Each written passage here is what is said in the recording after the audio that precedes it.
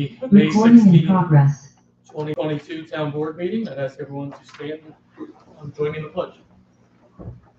Pledge allegiance to the flag, United States of America, and to the republic for which it stands, one nation, under God, indivisible, with liberty and justice for all.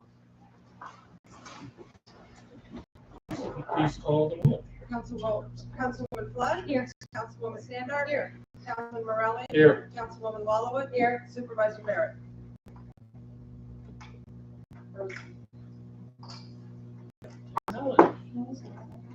He's here. Supervisor Barrett? Roll call? Can you hear us? Can you hear us, Phil? Can't hear us. Here. No. Tom, can you hear us? Can you guys hear us?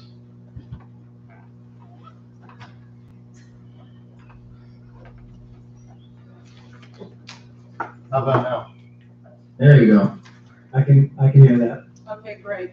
I just did the roll call vote and Supervisor Barrett? Here. Approval of town board minutes. I think we have two, Yes. May 2nd and May 9th. I'd like to make a motion to amend a portion of the minutes pertaining to Resolution 129 of 2022. I would like to add it to the minutes, my comments to Mr. Morelli's inaccurate claim, Which May 2nd, 2022. Mr. Morelli made an inaccurate statement about the purpose of my calling the April 11th executive session. That was not entered into the May 2nd, 2022 minutes as submitted. So I make a motion to. Okay, can we table that so that I can go Yes. back and listen to everything? Thank you. Yeah, thank And you. you're saying after resolution number 122? Correct, yeah. My statement clarifying that I called the executive session for a personnel matter, Okay. not for policy, as Mr. Morelli inaccurately suggested. Thank you. So are we making a motion to table? I made the motion. I'll second to table it. Correct. Thank you. Are we tabling the motion to amend, or are we tabling the minutes? Tabling the motion. The motion is made to table the minutes so that they can be corrected for approval for next meeting. And on the motion to table, I have a few amendments, so we might as well make those On May 2nd as well? on the same resolution. Specifically, this is at time 155 of the tape. Town attorney stated that his office and the office of the comptroller needed more time to do the reviews that fall under the procurement policy of Clifton Park, which specifically refers to purchases greater than $20,000 or contracts greater than $35,000, and that these reviews are such that his office is responsible for in accordance with Resolution 1 of 2022, and that the town attorney review and approve all contracts and agreements on behalf of the town. Would you send me that? I can send that to you, so clerk, and additionally, and I can give you the time stamps relative to these amendments. At time 1 hour, 53 minutes and 10 seconds, the Councilwoman Standard asked the town attorney if that was another threat. She then asked again at time 1 hour, 53 minutes and 30 seconds. At time 1 hour, 53 minutes and 46 seconds, she said, "This is offensive to me." At time 1 hour, 54 minutes and 6 seconds, she says, "I'm offended by this resolution." At time 1 hour, 54 minutes and 9 seconds, she says, "I will not be threatened." At time 1 hour, 54 minutes, I believe, and 15 seconds, I asked if there was a threat, that I hadn't heard such a threat. At 1 hour, 54 minutes and 22 seconds, Councilwoman Standard says, "I did. Please review the tape." Okay, just for the record, I don't do minutes for the I understand. information that is relative to the town residents and what the town board has done. So I don't put verbatim in. So let me look at the tape and we can revise, revisit this. Any other discussion on the motion to table the minutes from May 2nd? 2022. Roll call vote, please. Councilwoman Flood? Yes. Councilwoman Standart? Yes. Councilman Morelli? Yes, Councilwoman Walowitz? Yes. Supervisor Barrett? Yes. I believe we also have minutes from May 9, 2022. Someone like to entertain a motion to approve those meeting minutes? Motion is moved, seconded by Councilwoman Walden. Discussion. Roll call vote, please. Councilwoman Flood? Yes. Councilwoman Standart? Abstain. Councilwoman Walowitz? Yes. Councilman Morelli? Yes. Supervisor Barrett? Yes. Communications and announcements. Supervisor? Yeah, I just had a few. First of all, I'm on Zoom tonight because although I'm not considered a close contact to a fellow employee who tested positive, due to the current situation, rising COVID cases, just being overly cautious and avoiding indoor meetings and gatherings for a short spell.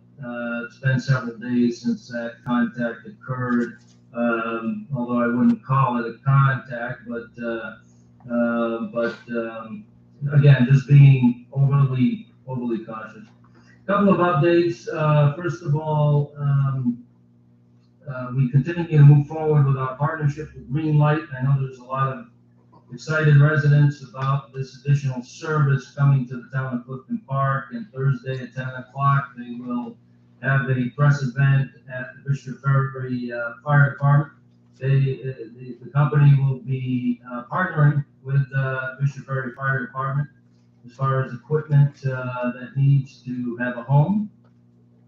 So we're very glad that they were able to team up and make that happen. Also, we have our new Town Center Park at Exit 9, which has been a few years in the making and the product of a lot of work by many people in our community.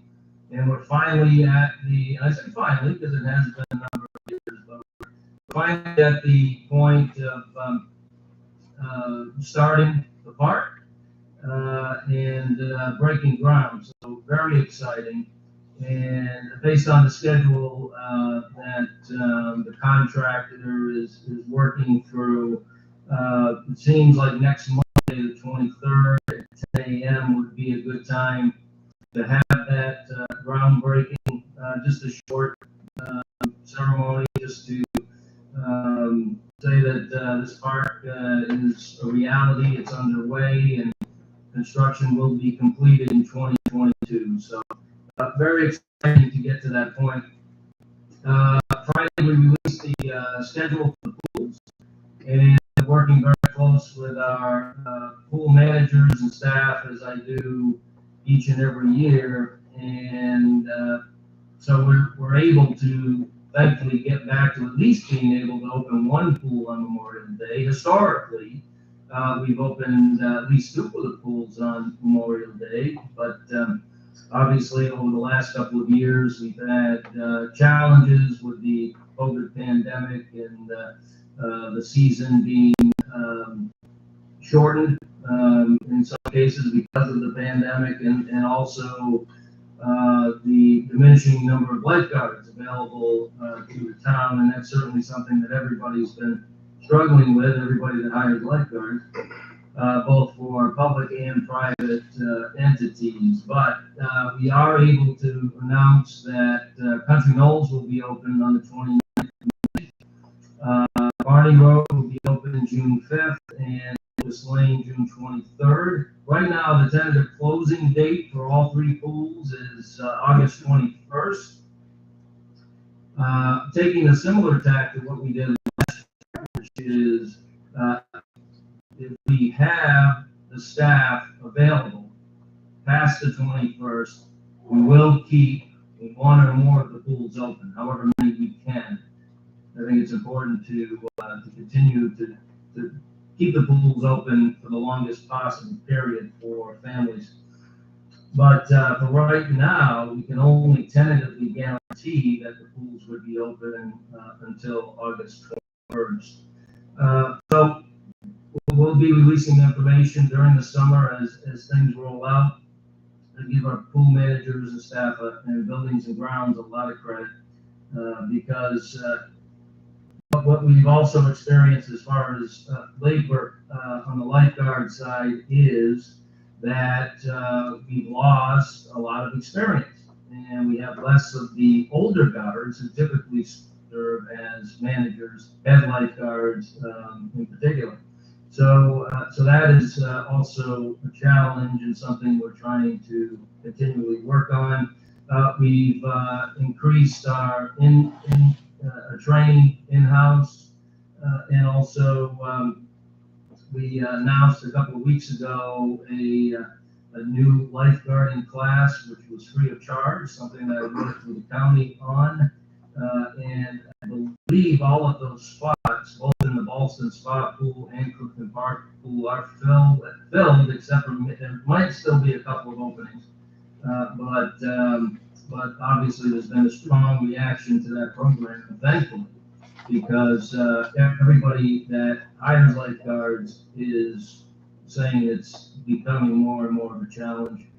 So how do you break that situation? How do you get past that challenge? Well, you bring down the barriers of having somebody participate in the training. Certainly, cost is one way to do it. I guess the county for gas cards for the participants, which they are going to do. So that removes another barrier.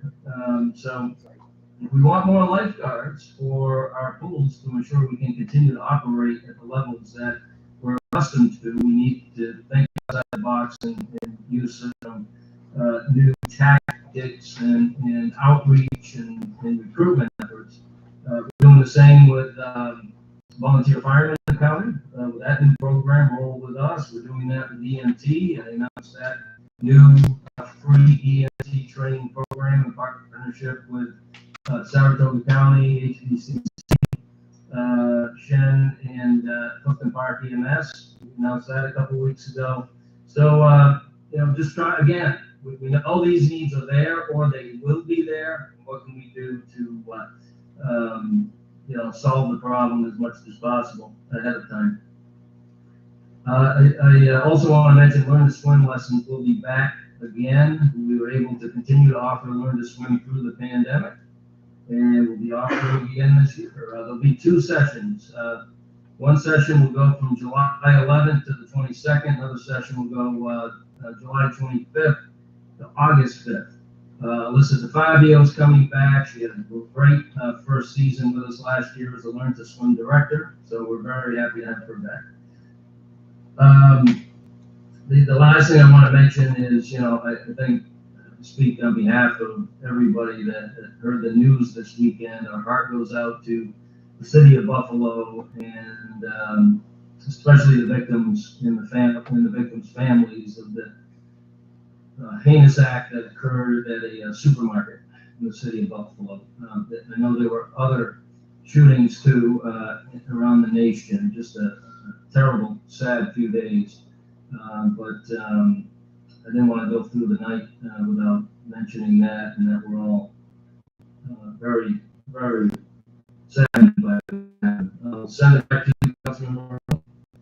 Supervisor, any other communication announcements? I just want to say thank you to everybody that turned out to the Groom's Tavern yesterday. We had a great program there. Dr. Christina Reith gave a wonderful lecture on the archaeology of Clifton Park. It was an exhibit set up upstairs, and they gave tours of the historical tavern. And I just wanted to shout out thank you to all the volunteers that showed up. We had some of our volunteers dressed in 18th century and 19th century costumes. Unfortunately, the band had to reschedule, but next time. And then on June 4th, our historian John Shearer will be doing a bus trip to the Erie Canal Museum, and it will be an all-day fun-filled 7:30 in the morning till 7:30 at night. So if you want more information, you can reach out to Parks Center. Thank you. Any other communications and announcements? Okay, we have several resolutions for consideration. I ask our town clerk to please read those into the record. A resolution appointing Megan Vape Endrer, I'm sure I'm not pronouncing that correctly, that's okay. Provisionally as a half-time recreation leader in the Office of Parks and Recreation pending civil service certification. Whereas by resolution number 78 of 2022, the town board established the position of half-time recreation leader for a work week of up to 25 hours per week. And whereas Maya Kramer, Director of Parks, Recreation, and Community Affairs, has interviewed Megan and Dreyer. Sorry? Babin Dreyer, thank you, Babin Dreyer, and recommends the retention of Miss Babin Dreyer provisionally as a half-time recreation leader at grade 4 to be paid $21.94 an hour pending a future civil service test schedule. Now therefore be it resolved that Megan Babin Dreyer, 41 Rolling Brook Drive, Clifton Park, is hereby appointed as half-time recreation leader for the town of Clifton Park effective immediately and pending civil service certification. Be it further resolved that the comptroller is authorized to transfer $17,600 from unassigned fund balance to general fund Parks and Recreation employee. A resolution hiring seasonal staff for the 2022 Parks and Recreation programs. Whereas the town board wishes to hire additional lifeguards for the summer of 2022 pool season, and whereas Lila Kramer, Director of Parks, Recreation, and Community Affairs, has recommended that the individuals listed in the attached Schedule A be hired. Now therefore be it resolved that the individuals listed in the attached Schedule A be hired as staff for the town's pools to be paid as indicated on the schedule through the end of the respective season. A resolution authorizing the sale of equipment declared surplus by the town board and authorizing departments to sell this surplus equipment at public auction. Whereas Daniel Clemens, Director of Buildings, Parks, and Recreation, has identified the old telephones that were replaced in November as surplus property, and whereas based upon recommendation of Mr. Clemens, the town board declares the items as surplus. Now therefore be it resolved that the town board authorizes the Buildings and Grounds Department to sell the surplus equipment as is through an upcoming online public auction. A resolution awarding a contract for replacing fencing at the Clifton Common. Whereas the Director of Buildings, Parks, and Recreation, Daniel Clemens, advertised for sealed bids for fence replacement located at the Clifton Common, and whereas sealed bids were opened on February of 2022, and the town board awarded the contract to WBE Fence Company of Brewster, New York, the lowest bidder by resolution number 111 of 2022, and whereas WBE Fence Company has informed the town that it would not honor its bid price due to inflationary or supply issues, and whereas Bruce Fencing, the second bidder, indicates that they are able to secure the necessary materials for the removal and replacement of stockade fencing around the perimeter of the Clifton Common with gates at the price bid, including removal and installation of a 4-foot high black chain link fence with gates surrounding the soccer fields at a cost not to exceed $467,403.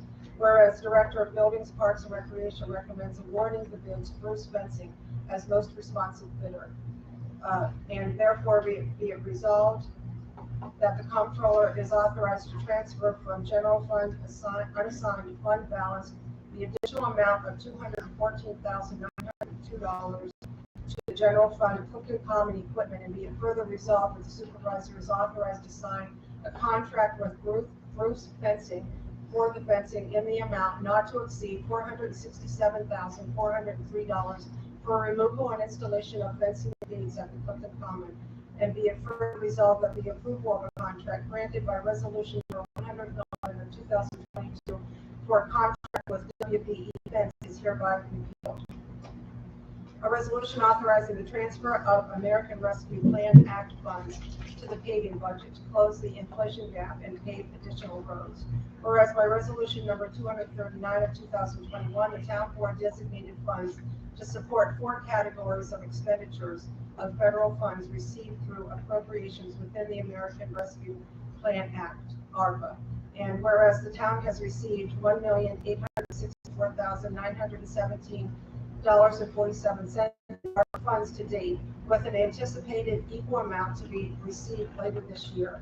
And whereas budget line highway paving was allocated $550,000 in the adopted 2022 budget, and whereas the town board wishes to designate an additional $1,300,000 from the total ARPA funds for paving to close the inflation gap and pave additional roads. Now therefore be it resolved that the comptroller is authorized to transfer $1,300,000 from the general fund of the ARPA funds received to the highway paving with any balance to be transferred once the remaining funds are received.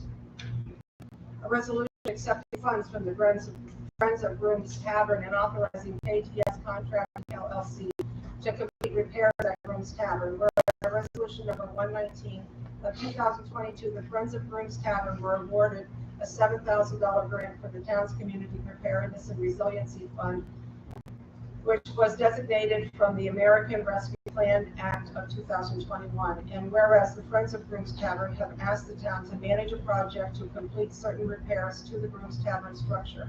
And whereas Daniel Clemens, Director of Buildings, Parks and Recreation, solicited quotes for sheetrocking and finishing of walls in the upstairs bathroom at the historic Grooms Tavern.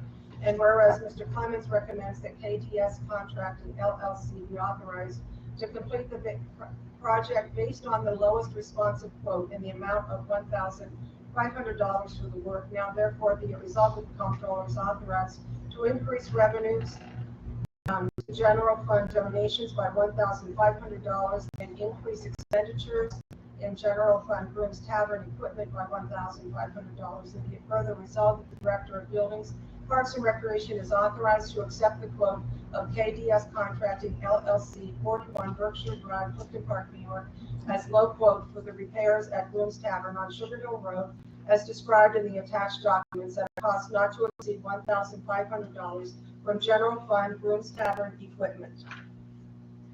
A resolution hiring a laborer for the Clifton Park Highway Department, whereas Dan Bull, Superintendent of Highways, requests authority to hire a full-time laborer, a position created in the 2022 Clifton Park budget. And whereas Mr. Bull has conducted interviews and driving record reviews and has recommended the hiring of Mr. Ryan Van Galen, 57 Algonquin Road, Clifton Park, New York, as a grade 4, step 1, at a rate of $22.44 an hour at a salary of $7. Has worked in a seasonal position with the Highway Department and has shown interest in many responsibilities of the department. Now therefore be it resolved that Mr. Van Galen be hired at $46,675. The comptroller authorized to transfer $34 from Highway Fund General Construction Laborer to Highway General Repairs R. Van Galen, and $6,083 from Highway Fund Snow Removal Laborer to the Highway General Repairs R. Van Galen, respectively. A resolution appointing Denise Bragmanian as chairman of the planning board, whereas a vacancy exists for a chairman of the planning board, and whereas Supervisor Barrett recommends that Denise Bragmanian, 1 Tow Line Road, Clifton Park, be appointed to the position as chairman. Now therefore be it resolved that Denise Bragmanian is hereby appointed as chairman of the planning board for the remainder of a 1-year term, with the term to expire on December 31st, 2022, to be paid the remaining stipend as budgeted. A resolution appointing Lisa Westrick as alternate member to the planning board for the remainder of a 1-year term, whereas a vacancy exists for the alternate member of the Town of Clifton Park Planning Board with the appointment of Jennifer Gleason as a full voting member. And whereas Councilwoman Standart recommends that Lisa Westrick of 6 Chestnut Lanes, Clifton Park, fill the position in, whereas Lisa Westrick has a background, education, training, and experience necessary to be an effective member of the Town of Clifton Park Planning Board. Now therefore be it resolved that Lisa Westrick is hereby appointed alternate planning board member for the remainder of a 1-year term to expire December 31st, 2022. A resolution authorizing the purchase of additional crosswalk systems from Traffic Systems Incorporated. Whereas by resolution number 117 of 2017, the town board authorized the initiation of a pilot program to demonstrate the effectiveness of solar-powered bi-directional RFB crosswalk alert systems for crosswalks within the town. And whereas subsequent addition to the Carmana crosswalk alert system in 2018, 2019, and 2021 have been effective and popular within the town. And the town board has received positive feedback from residents relative to the visibility and uniformity of the systems. And whereas the town board wishes to add 3 new pedestrian crosswalk systems to expand the crosswalk alert systems within the town. And whereas the flagship crosswalk systems previously acquired by the town perform as intended and are successful in raising awareness of speeds and of the crosswalks and trails where they have been implemented.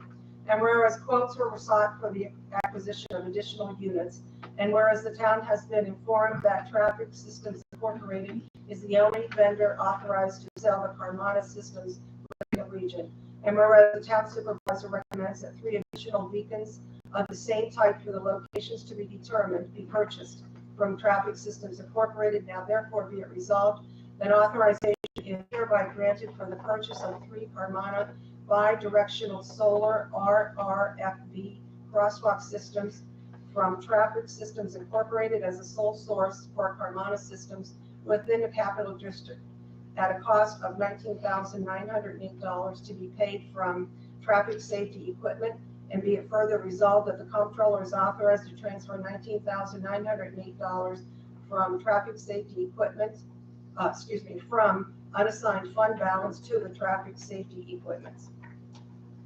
A resolution adopting the 2022 general facility fee schedule for memberships and short-term use of town-owned pools and facilities. Whereas the town board is anticipating more normal operations of facilities this summer and wishes to adopt a fee schedule for memberships and parties at the town-owned pools.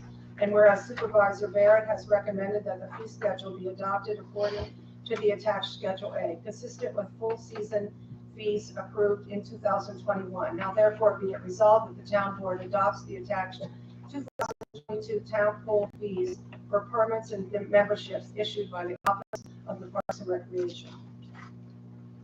A resolution authorizing the supervisor to execute a retainer agreement with outside counsel. Whereas the town board has received allegations of a hostile work environment at the town, and whereas the town board has requested that an investigation be conducted regarding alleged violations of town policies and other labor and employment matters in the town. And whereas the town board requests that the independent investigator report their findings and recommendations directly to the town board. And whereas the town board recommends that the town retain outside counsel to conduct an internal investigation. Now therefore be it resolved that this town board does hereby authorize the supervisor to enter into and execute a letter of engagement with Bond, Schoening and King attorneys, 1010 Franklin Avenue, Garden City, New York, to represent the town of Clifton Park as its attorney in connection with the above referenced investigation at an hourly rate as indicated in the attached letter of engagement. Thank you, Teresa. Any questions from any board members or anyone from the public on any of the resolutions? This isn't the speaking time, you mean?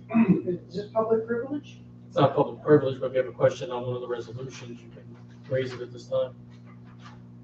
I'll have a question on the last resolution. You'll have to come up to the podium, Come up now. please. Okay. If I stand there, I'm going to be blocking that. No, you How won't. They've got the camera off to the side. I asked that question too. Okay. Go right ahead. Thank you. You're good. All right, my name is Ann Connolly. I'm in Clifton Park, New York.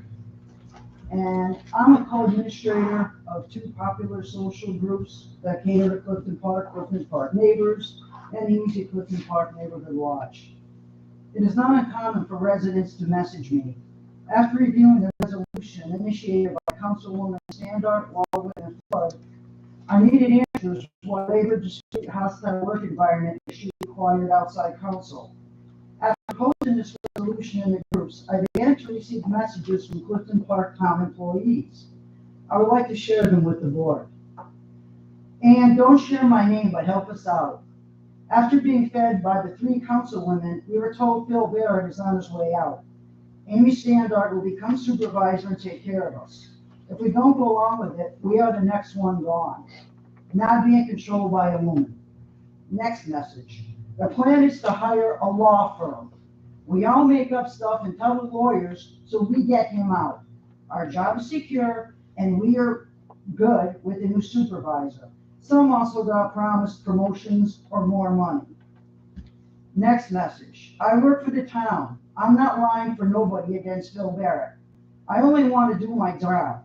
Tell the, I can't repeat the word, females, have someone else do their dirty work. Next message. The hostile work environment is caused by standard wildwood and flood. We are pressured to take sides. Keep us out of it.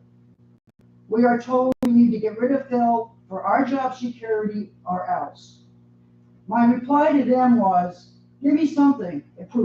I need to know this is actually happening because they're strong allegations. I was sent this picture of a Facebook page that's run by Amy, Councilman Standard, that you can't see on Facebook because it's private. And in it, the cover says, power tends to corrupt and absolute power corrupts absolutely.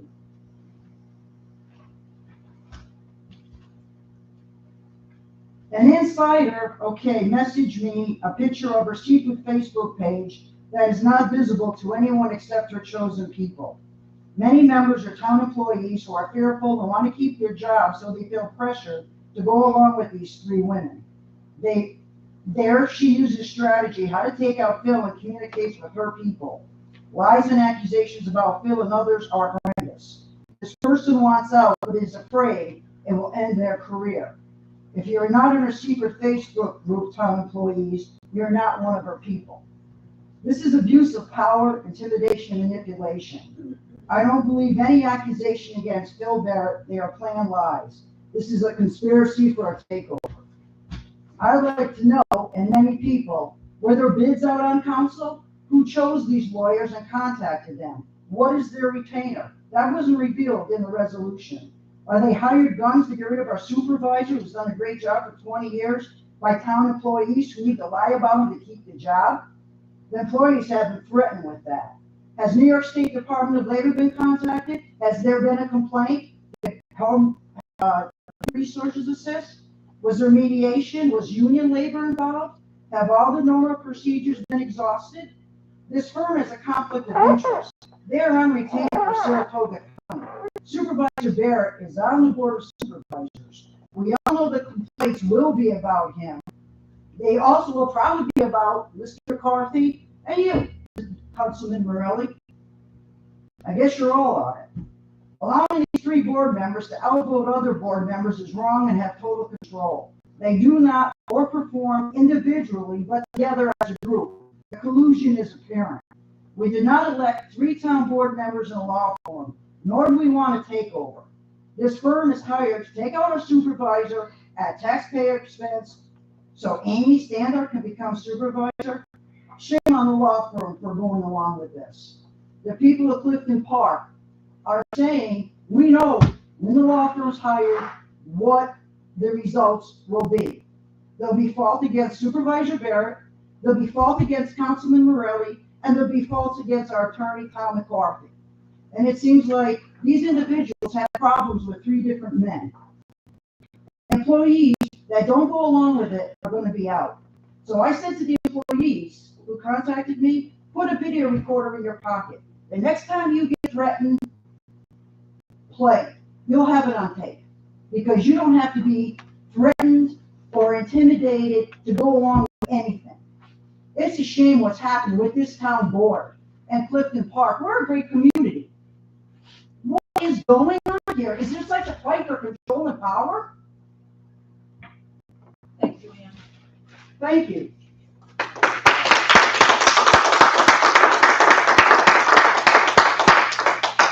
Are there any other questions relating to any of the resolutions on tonight's agenda?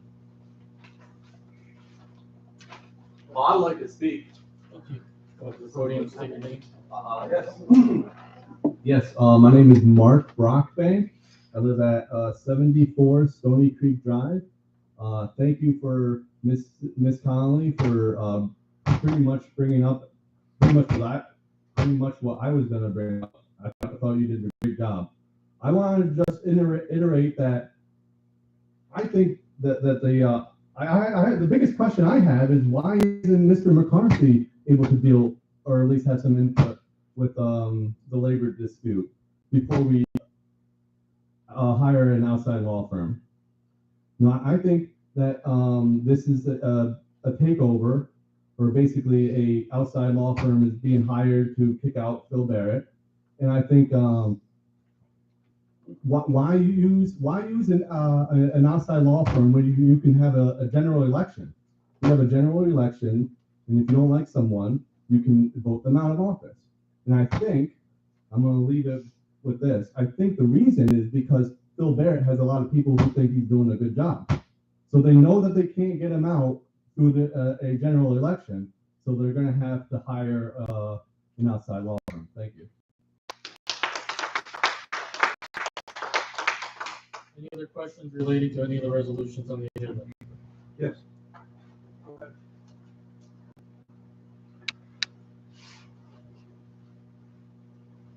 My name is Chris O'Hara. I live at number 1 Stony Heights Court. I wasn't aware of this information, and I thank you, ma'am, for bringing it up. I just would say is I haven't lived in the community all that long, but I had 30 years experience in the military as a commander.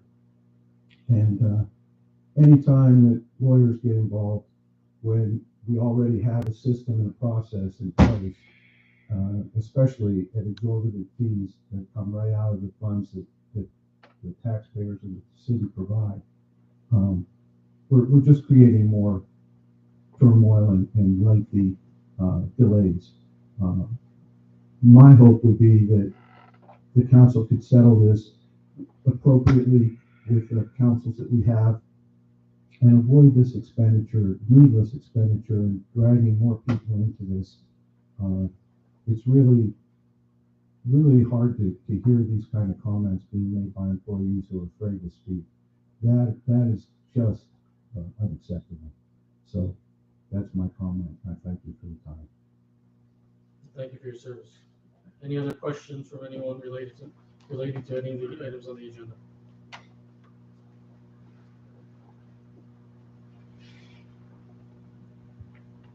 Hi, I'm Michael Christensen. I live at 958 Main Street in Jonesville, Clifton Park, and I'm a member of the Republican Committee. And I am thoroughly distressed by this resolution. And this is a nonsensical resolution that really should not have been brought forth, and it's meaningless, and it's an expenditure of our public funds that is unnecessary. This was brought up before, these issues were brought up before the Republican Committee, and the Republican Committee, together with all involved, all of the board members, agreed on a process for which these things could be worked out. And after being agreed upon, 3 members of that group, who are 3 members for us today, declined to be part of that process. And now they are asking for outside counsel to do their dirty work. And that's not acceptable. And it's not something that we should have to pay for. And it's totally inappropriate. And it's really disheartening to know that we had been hoping for people to put their best forward and to be part of a process and to know that it's not a process, as you said, right? That this is an attempt to undermine somebody. And that's not appropriate, it's not okay, and the town should not have to pay for that. So, I'm not able to say enough, but thank you.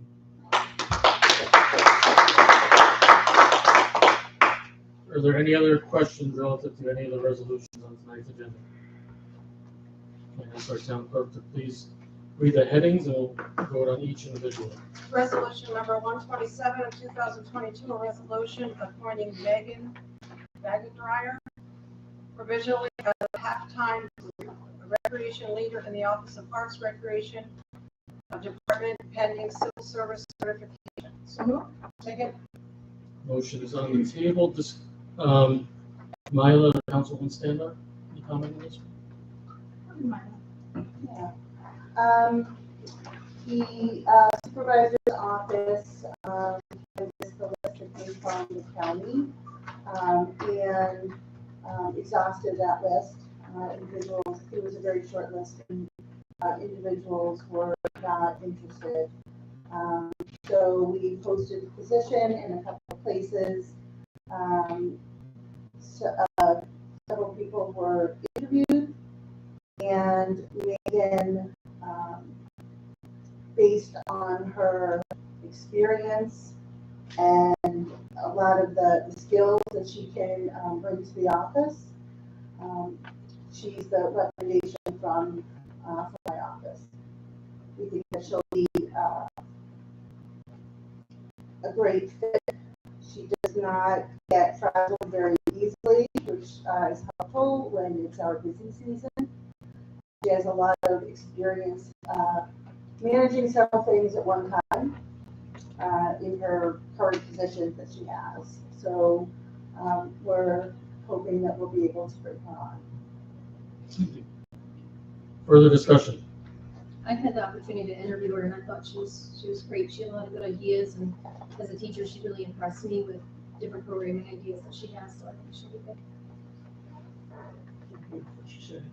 good. Councilman Morelli? Yes. I just want to say that I was able to interview Megan. I think she'll do a very good job. It is a provisional appointment, but she has experience with tests and did not display any concern that she would do anything but great when the test does occur. So we certainly wish her well and look forward to working with her. Any further discussion? Councilwoman Flood? Yes. Councilwoman Stander? Yes. Councilman Morelli? Yes. Councilwoman Wallowitz? Yes. Supervisor Barrett? Yes. Resolution number 128 of 2022, a resolution hiring seasonal staff for the 2022 Parks and Recreation programs. So moved. Second. Motion is on the table. Supervisor, this one for you. Yes. So we are looking at some additional lifeguards. I mean, we've been very fortunate because we've had some lifeguards that have taken their class, coming in a little later than normal, but we're not going to complain about that.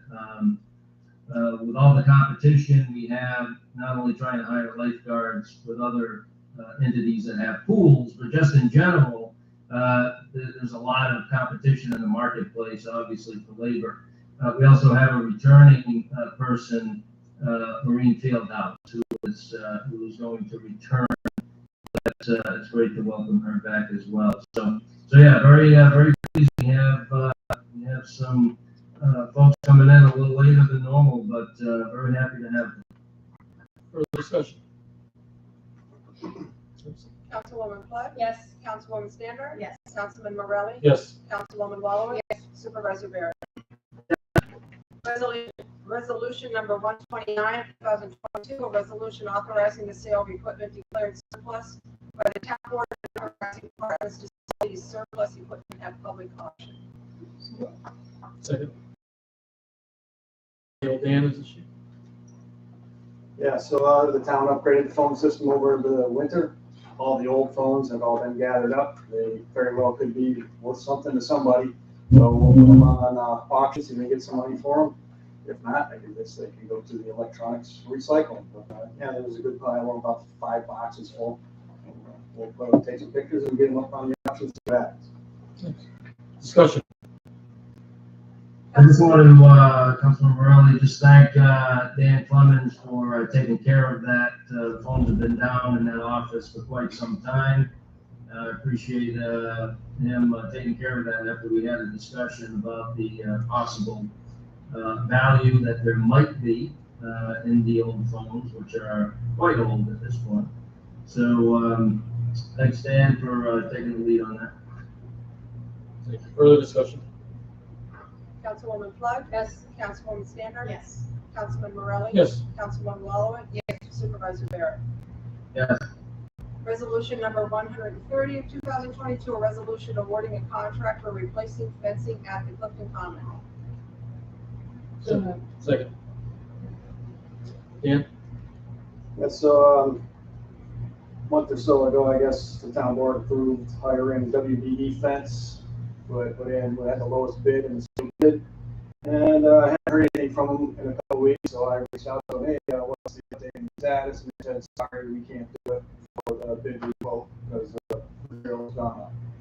So I reached out to Bruce Fence, who was the other one, and asked them if they could honor their bid, and they got back to me and said, yes, we certainly can.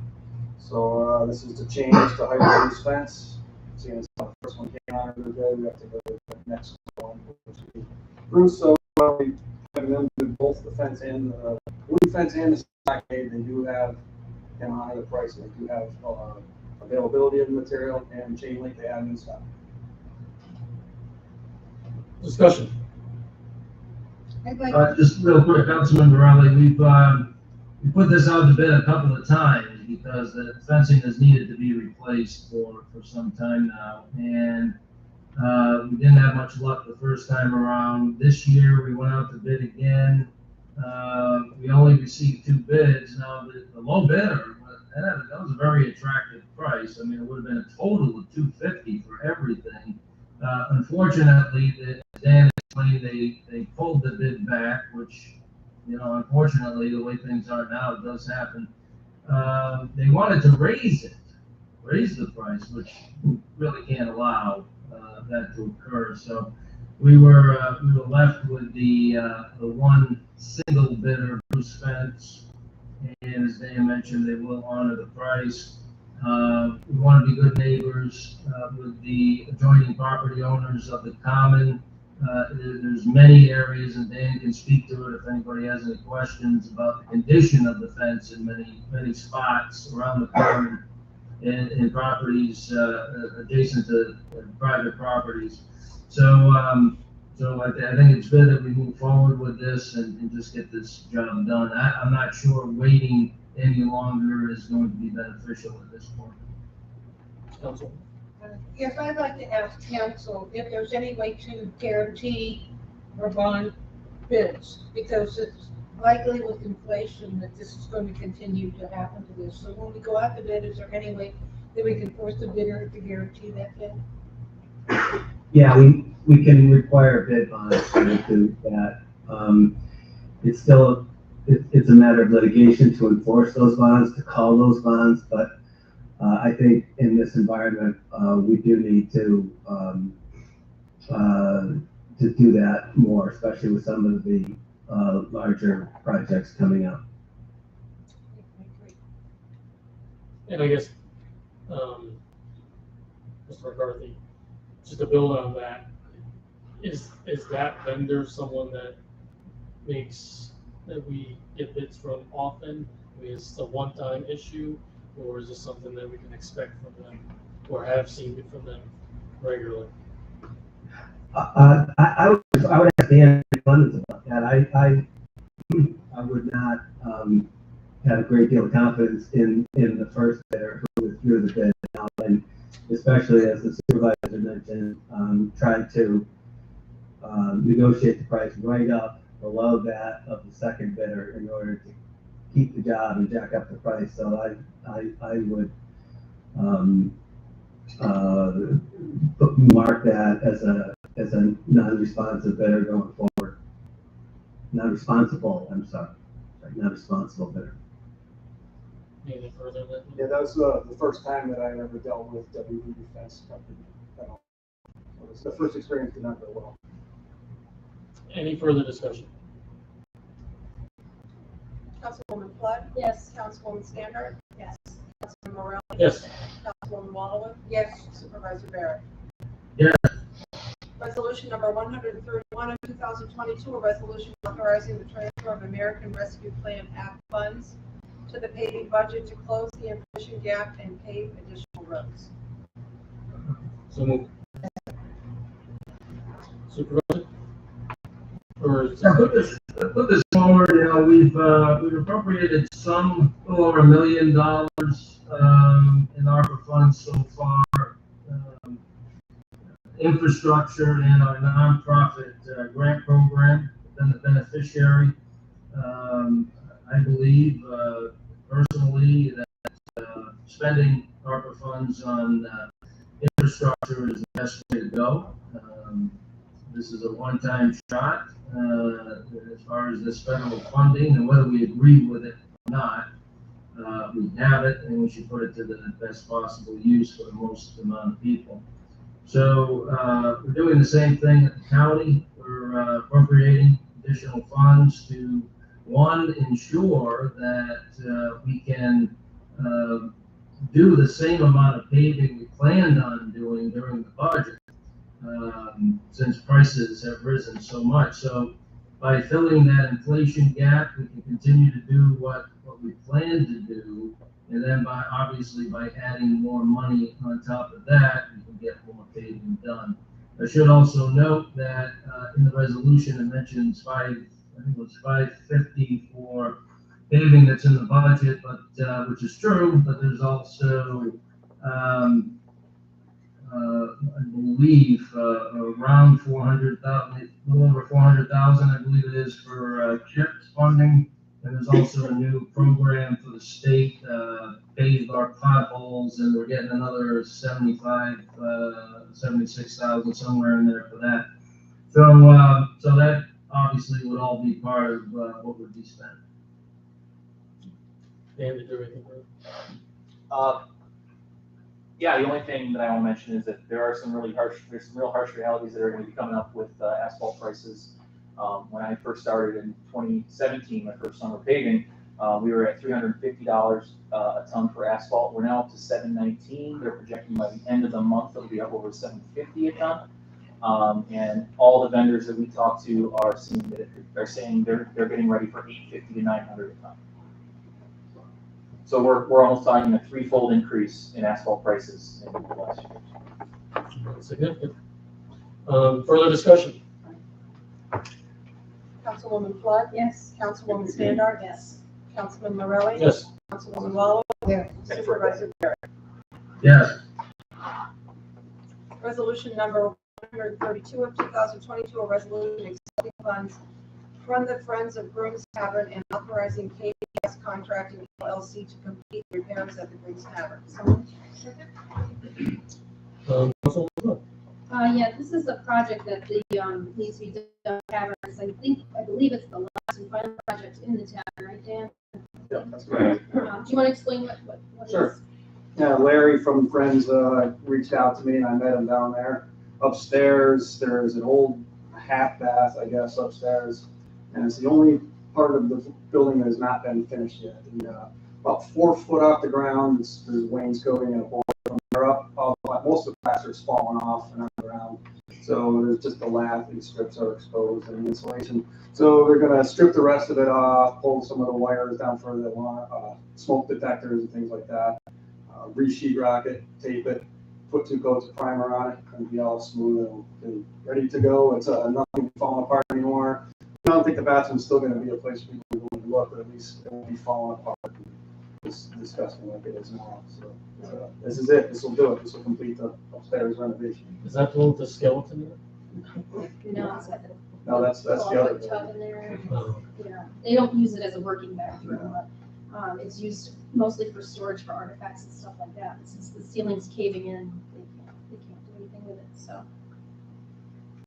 Further discussion? Councilwoman Flood? Yes. Standard? Yes. Councilman Morelli? Yes. Councilwoman Wallow? Yes. Supervisor Barrett? Yes. Resolution number 133 of 2022, a resolution hiring a laborer for the Clifton Park Highway Department. So, Second. Yep, so in the 2022 budget, a labor position was added in addition to the employees that we already have. Mr. Van Galen actually started as a seasonal worker with us last summer. When we got to the end of summer, he asked, is there anything else I can do? And I said, hey, you have a leaf district, so we threw him on the leaves. At the end of fall, he said, hey, is there anything else you want me to do? And I said, hey, we always need a wing person. And he made it through a winter and still wants the job. we've been very happy with Mr. Van Galen. He's been a great addition. He works incredibly well with all the rest of the team. He's got a good head on his shoulders, and we gave him a list of things he needed to accomplish before we hired him. He met the requirements. He's got his class permit, and he's becoming a pretty sufficient truck driver. So we're very happy about that. We'll have to see how he does when we put a plow and lean on it. But we're very happy he met all those goals. And after doing that, he said, "Well, I'm going to hire him." So we're hoping that you will take him into consideration and appoint him tonight. Thanks, sir.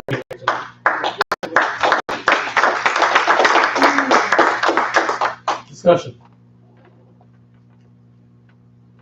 Councilwoman Flood? Yes. Councilwoman Standard? Yes. Councilman Morelli? Yes. Councilwoman Wallowitz? Yes. Supervisor Barrett? Yes. Resolution number 134 of 2022, a resolution appointing Denise Gramian, I'm sorry. Gramian? Yes, I'm sorry. As chairman of the planning board. So moved. Second. Supervisor? Yes, thank you, Councilman Morelli. So, we had a recent resignation by the planning board chairman, and we wish Dr. Morelli well and thank him for his years of service to the town of Clifton Park. It's not an easy job. Being on the planning board at all is not an easy job. And we have, thankfully, wonderful volunteers who work very hard to serve on that board. Denise Gramian has been a member of the board for a number of years, so obviously has a lot of institutional knowledge as a planning board member, and I think she's got the right demeanor, background, knowledge base, and experience, as I referenced, to be a great chairman. So this would fill the chairman's spot through the end of the year, and because it is a yearly appointment, and we wish her well, and certainly any support she needs from the town, I know she'll get from John Scavo and our great staff at planning. Discussion. I would just comment on Ms. Gramian. I've had the opportunity to work with her for several years. Her and I both sat together as members of the zoning board probably about 6-7 years ago, and then she moved up to the planning board, and I moved to the planning board as counsel. So I was on that board with her for several years, and she certainly has the depth and the demeanor to excel in her role as chairwoman of the planning board. I've also met with her and spoken to her when this vacancy became open, and I think she has the right attitude, the right interest level, and I think she'll do a great job.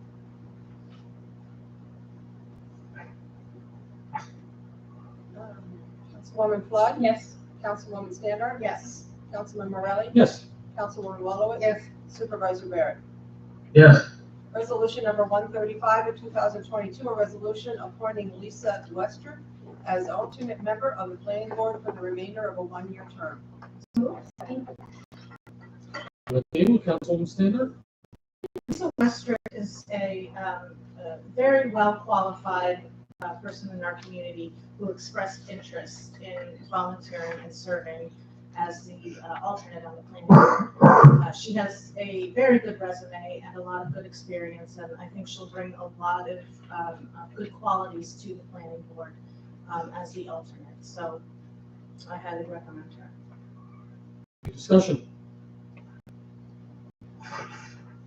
Councilwoman Flood? Yes. Councilwoman Standard? Yes. Councilman Morelli? Yes. Councilwoman Wallowitz? Yes. Supervisor Barrett? Yes. Resolution number 136 of 2022, a resolution authorizing the purchase of additional crosswalk systems from Traffic Systems Incorporated. So moved. Second. Supervisor? Yeah, as the resolution references, we started this as a pilot program back when the technology was newer, and we continued to expand on the program over the years because it's clear that this signage has been a benefit to many pedestrians in the town of Clifton Park. These are the pedestrian activated flashing beacon signs that you'll see at crosswalks. A couple of the more high-profile locations would probably be in front of the common. There's one right at the common entrance, and it's used very regularly by people that want to cross safely. So we continue to expand this program to many areas of the town, and there's still more that need the coverage. So we want to build on what has been a successful program and get more of these out to help pedestrians get around. Thank you. Discussion. I would just comment, I've always been a big proponent of these.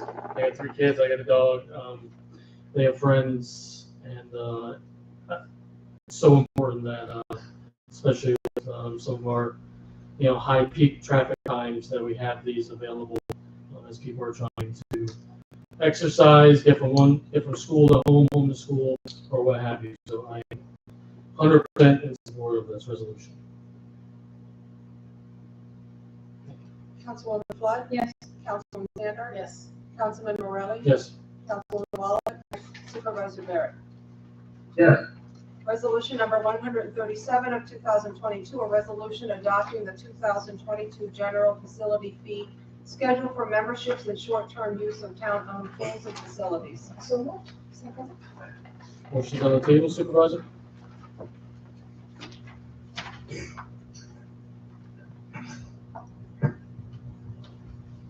Supervisor Barrett, did you have a comment on this resolution? Yes.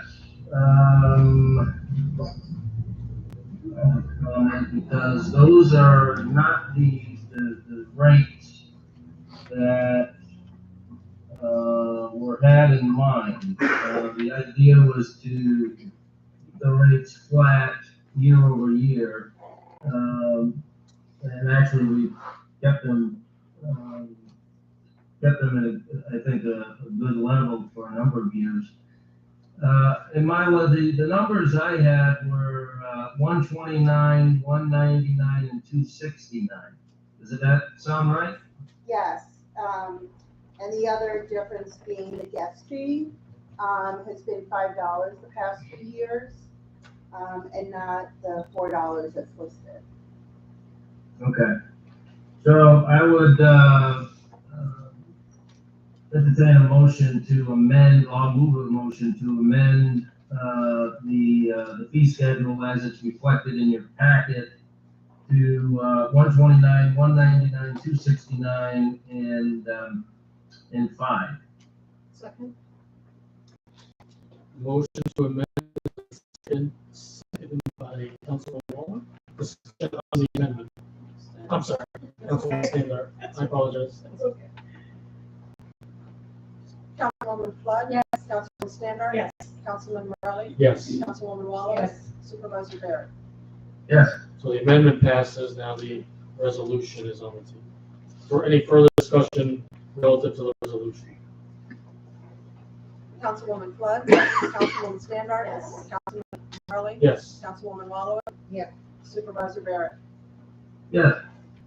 Resolution number 138 of 2022, a resolution authorizing the supervisor to execute a retainer agreement with outside counsel. So moved. Second. Motion is on the table. Councilman? Yes, thank you, Mr. Morelli. So hopefully my statement that I'm going to read is going to clarify a lot of information from a lot of comments and questions and concerns that were brought up tonight from folks in the audience and some people that are watching. On April 4th, 2022, Town Attorney Tom McCarthy issued a memo to the town board which claimed that a town official was quote, abusive, toxic, and created a hostile work environment, end quote, for town employees. This town board, as the employer, has a legal responsibility to address, investigate, prevent, or correct a hostile work environment claim.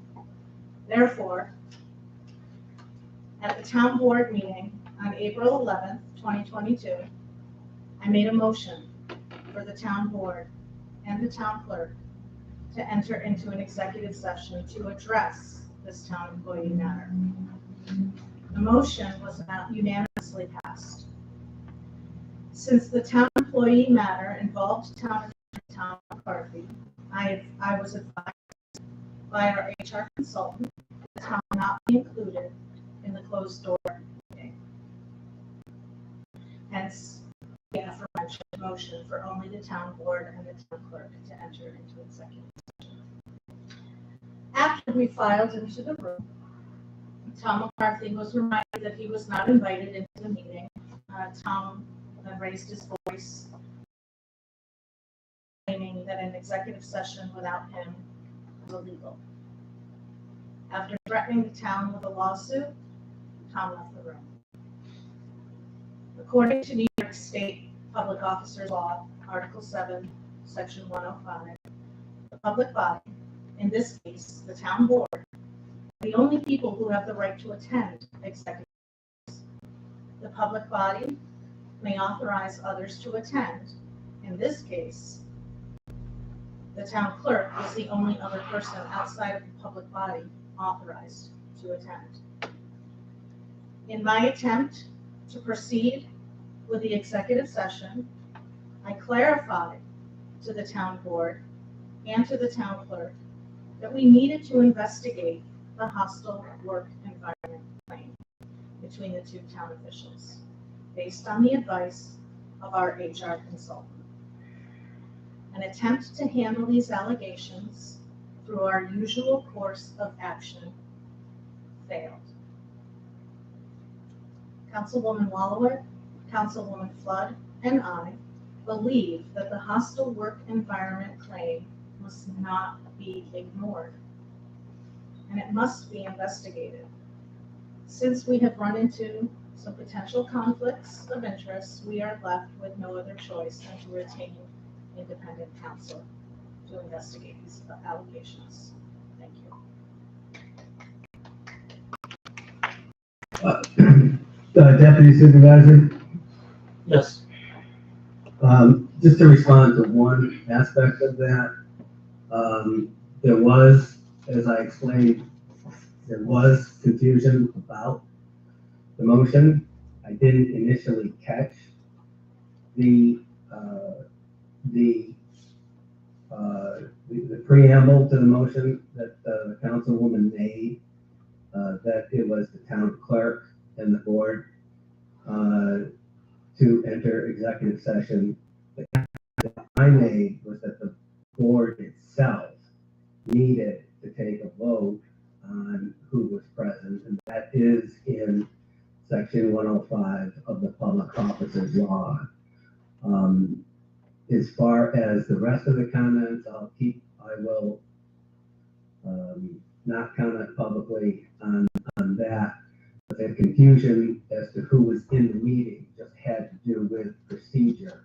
I perceived that the councilwoman was handling that on her own by herself and not involving the board, because I had not caught the initial preamble to the motion. I thought the motion itself was inadequate, and I thought it should be clarified in the executive session as to what the topic actually was, and being denied that opportunity while Councilman Morelli was actively asking that question created some additional confusion in the back room. Well, honestly, I have to expound on that, Tom. I would have happily have explained why we're called the executive session.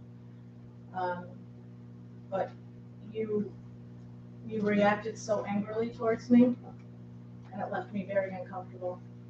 And that's exactly what I said to you. I did not feel comfortable responding to your questions because I had never been spoken to like that by you, and you caught me off guard. Please.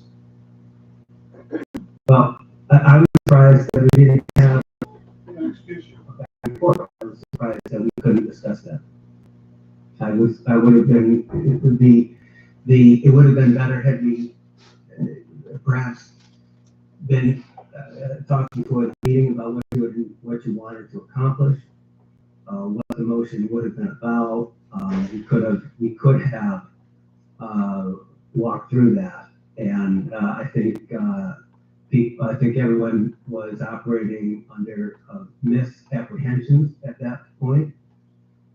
And it could have been handled better at a couple of different points, but there was an opportunity in the room to discuss the topic, and that opportunity was lost. The opportunity was lost, I agree.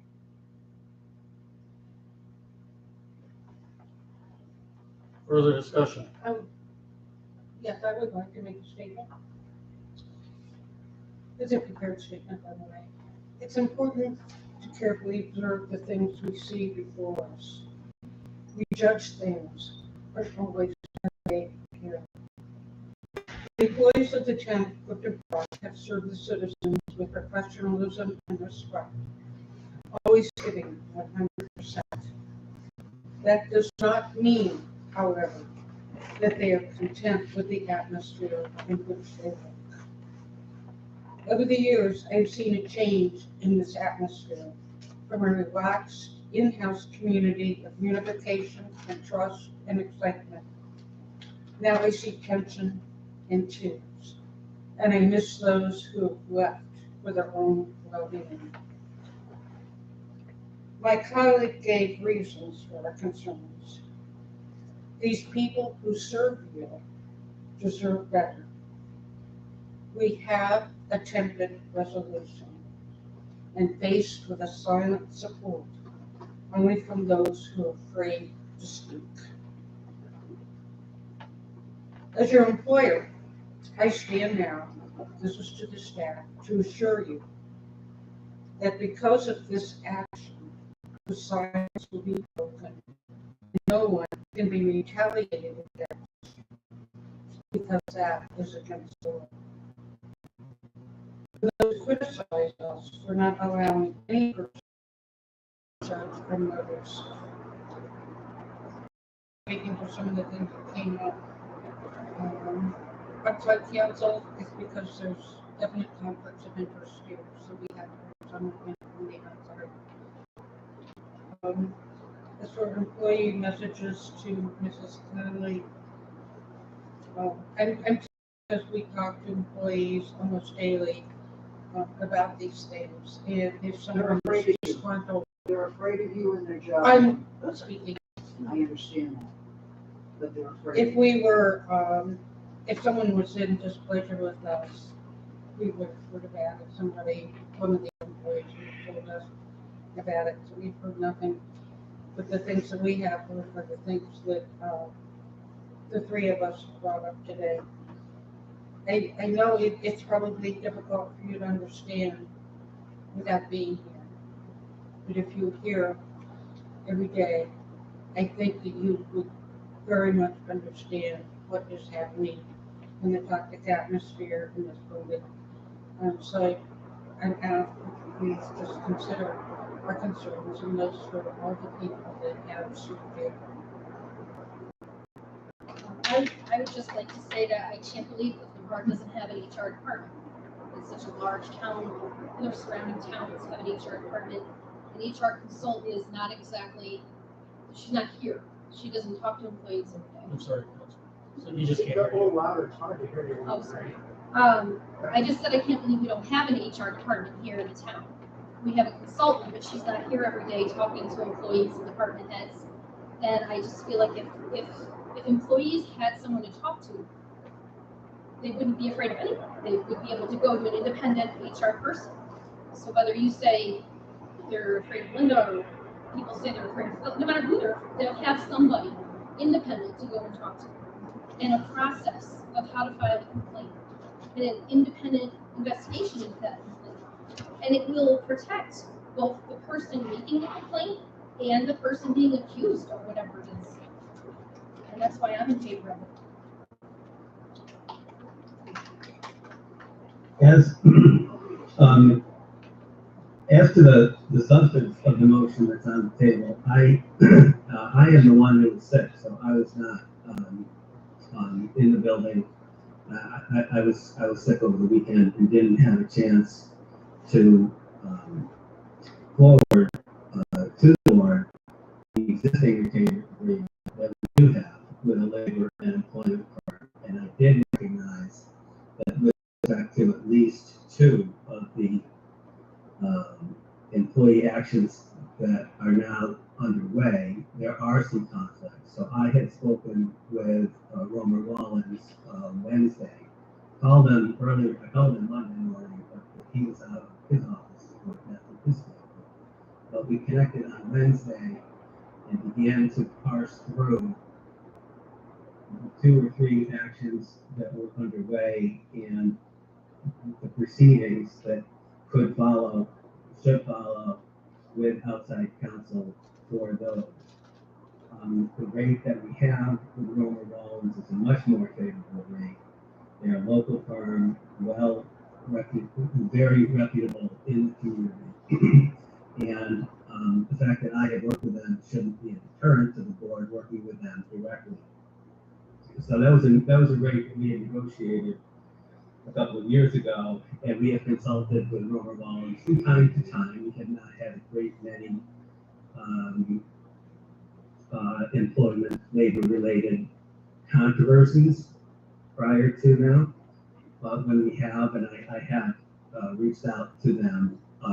So I wondered if the board might consider tabling tonight's resolution for a discussion as to the proper lawyers, outside lawyers, to have in the scope of those services and what we are delegating to them. If you want to delegate if you want to assign them to investigate topics the topic that you referred to in the April 4th memo, that's fine, obviously.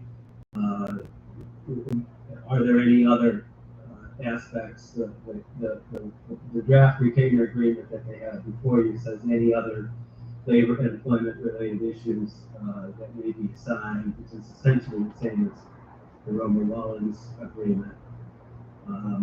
But to the extent that some of the commentators, some of the questioners in the public asked about the expenditure of funds, you might do better with a local firm than the one you're talking to from out of state. So maybe tabling to this motion, having a discussion over the next couple of weeks with one or both of the firms would be in order to take the temperature down a little bit and let everybody know what's under investigation and what the scope is and what we're looking at. Tom, how long have you had Romer and et cetera on retainer? I think it's 2020. Since 2020? Right. Was that something presented to us in a resolution? Because no, it was the supervisor signed the retainer agreement consistent, under the authority and for the organizational professional services. He has authority to retain an engineering or professional services firm pursuant to the organizational resolution this year. So that was not discussed with this town board? No. Okay, so we did not need to be part of that decision? No. Okay. So I appreciate you mentioning this law firm that we currently have under retainer, because I was unaware. I don't know. I was you were unaware as well. But I think it's really important, especially when we have conflicts of interest that we have with this particular situation. My opinion is that any investigation should not have a personal or an existing relationship with the involved parties. Because we've had this law firm that Mr. McCarthy is referring to on retainer for 2 years, I think that can't necessarily be considered an independent law firm that we have lead our investigation. Well, we haven't. Again, we just brought these matters to their attention. I just brought these matters to their attention Wednesday. They have not been involved, to any extent. And they'll tell you that. We really try very hard to do business with local businesses. We want to promote our local businesses as much as we possibly can. However, I have spoken to many attorneys in my search for this law firm, and I was advised by many attorneys that we do not go with a local law firm because of the political ramifications that could occur. There's conflicts. I don't want politics to get into play here. I really want to get to address the issues that we have and make sure that everything is fairly investigated and that we can come to a solution and a resolution so that both sides can come to an agreement, that we can come to some sort of resolution and we can get back to business. I just think that it would be much better if we looked at someone who was not influenced by local politics. But this is all about local politics, right? Absolutely. So I have a few comments. Supervisor, did you want to go first, or did you want me to? No, go ahead, and I'll join in later. All right, so a few things I wanted to address from the initial statement, and I don't have anything prepared. I just write down notes, so I ask everyone to bear with me. First of all, the April 4th memo is here, and I cited to it several times on our first meeting in May relative to an amendment to our procurement policy, because that's what this memo addresses. It addresses our procurement policy and some concerns that our town attorney raised to all of us as town board members. That's what this memo, it's not a workplace complaint. It is a concerns by our town attorney whose job it is to inform and advise this board. Now, I think everyone may know I'm an attorney. I don't do this work. I'm on your town board, but I advise clients every single day. In many days, I would say every day, I have a client that doesn't like what I have to say.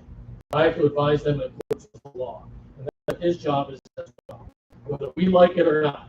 So there are some of my colleagues that didn't like what is in this April 4th memo.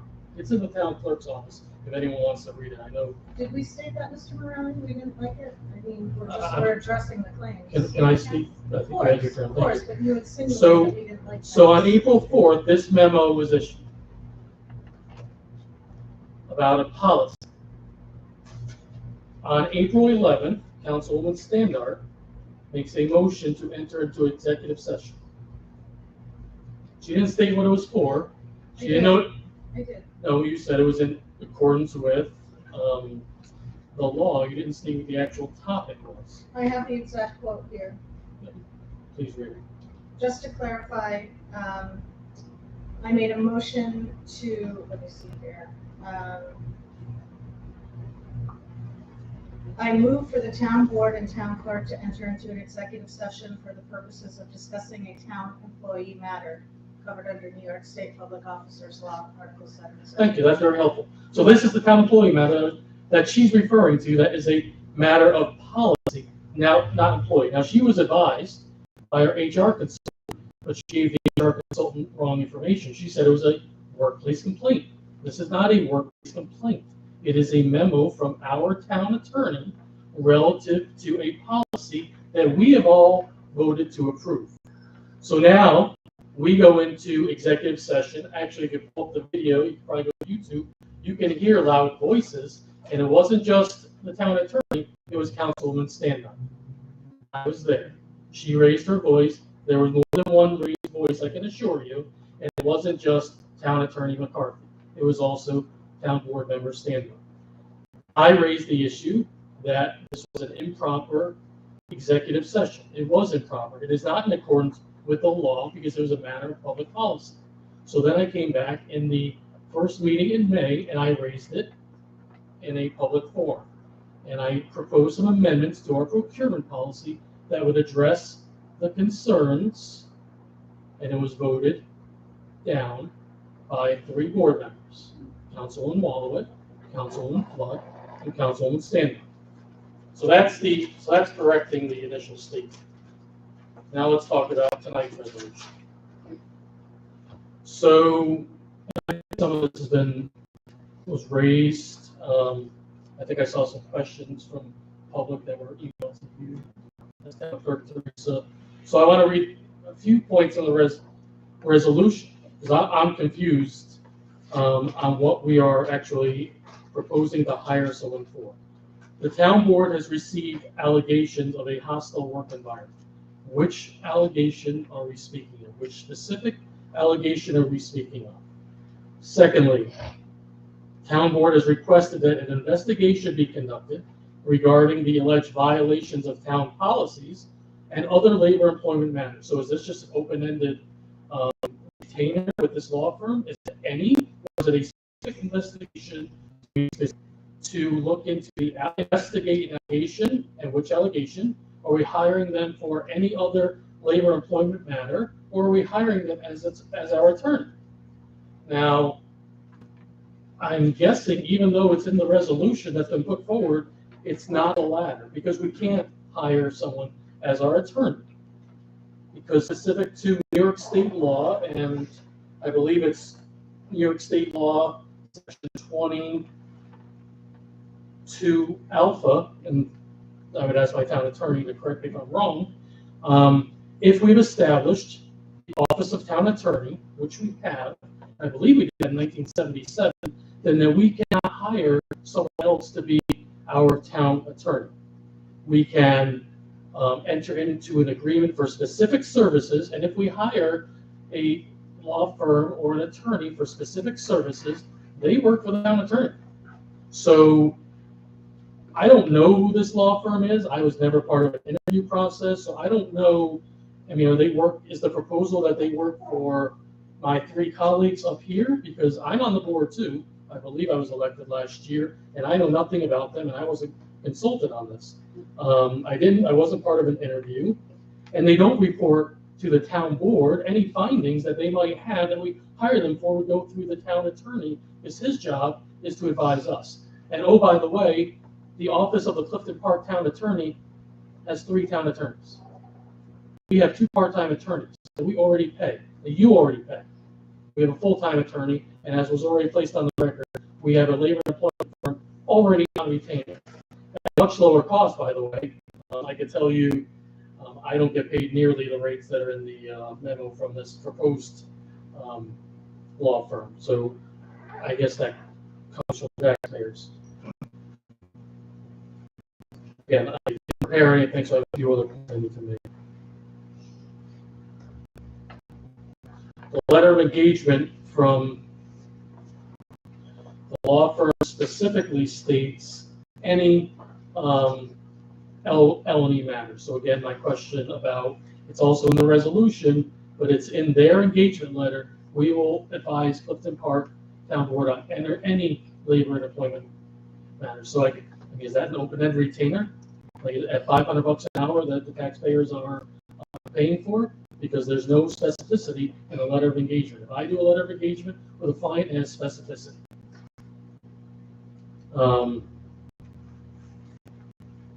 I raised issues in the first, what the crux of the issue is, there's some concerns around procurement. I raised issues because our attorney raised issues on April 4th. So I raised them in a public forum on the first meeting in May. Did anyone else engage you, Mr. McCarthy, from the town board relative to those concerns? Say that again? I didn't hear from you. Okay, so I reached out to my town attorney to try to get to the bottom of the issues. I also, I took great care during that meeting to not put any names out there, to not identify any departments. I was solely focused on fixing the issue relative to procurement of purchases greater than $20,000 and contracts greater than $35,000.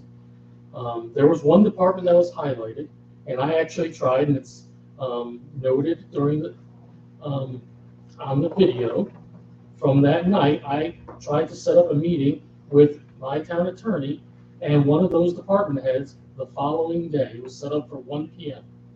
because I think there were some questions raised by the public and questions that were sent earlier about what's the town board doing? Why would you engage an outside firm? Why would you not do your jobs as council people?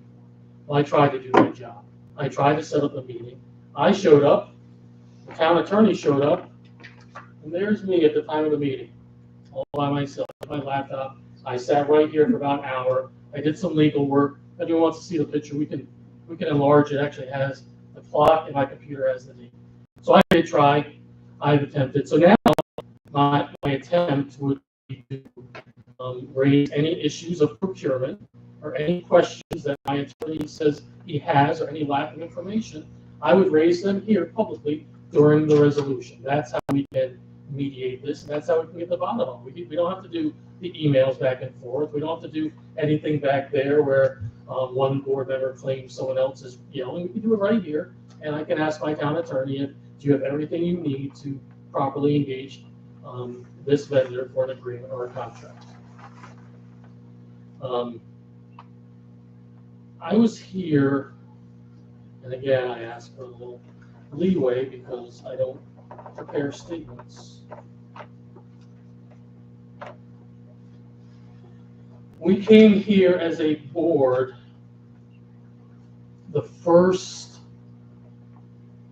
meeting in April, and a resolution was passed. I voted no, Supervisor Barrett voted no, Councilwoman Standard, Councilwoman Flood, and Councilwoman Wallowit voted yes. It was for a purchase of 6 computers at a cost of $16,500. The computer I didn't need, I don't think the supervisor needed. And just to do the quick math, that's about $2,700 per laptop. If any of you came to the public workshop for the not-for-profit selection on April 27th, that's also available on our YouTube site. And I'm not sure if there's minutes for that, but it's available for you to review. We had a discussion, something that had been proposed by the supervisor for a long time, and I had advocated for it as well. And I think we were all on board, and we had allocated $200,000 of ARPA funds to give to some nonprofits that benefit our town and were impacted by COVID. The supervisor proposed, we had, I think, 47 applicants and maybe 40 applicants, maybe, we had quite a few applicants, and we had 43 applicants, thank you. And the request for funds was about 140,000 over what this board had already allocated. And the supervisor made a proposal that maybe we could consider adding another 90,000 or so and put that money for those nonprofits. I think we had right there some folks from Shen Rowing, and we had a lot of other valuable nonprofits in our town. That was denied by the same council. I was in favor of the supervisor. We're buying laptops and we're turning down nonprofits, but we're going to do an open-ended retainer on something that is obviously motivated by someone's political ambition.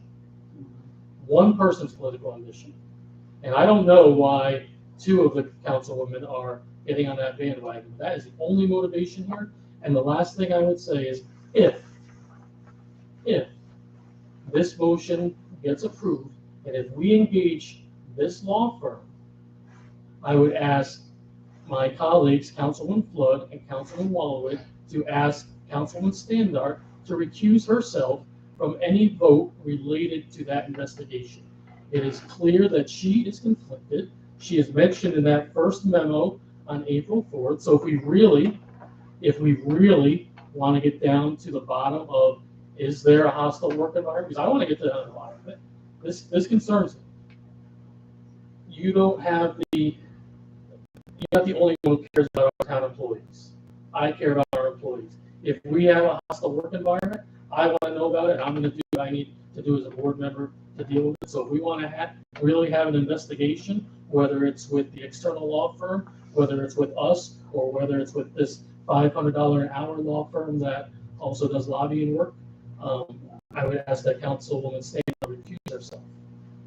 And at this time, I would make a motion to table this.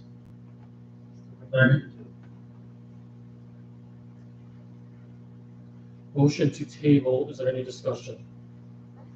Well, I still wanted to chime in myself, Councilman Morelli. What? So, I just want to say there were no threats that I remember made by Attorney McCarthy at the executive session. And at a subsequent meeting just recently, I think the same person said that something he said at the meeting was a threat, and that happened at the open meeting, and that was a threat, which I don't know how that was construed, but anyway, it seems to be a common charge.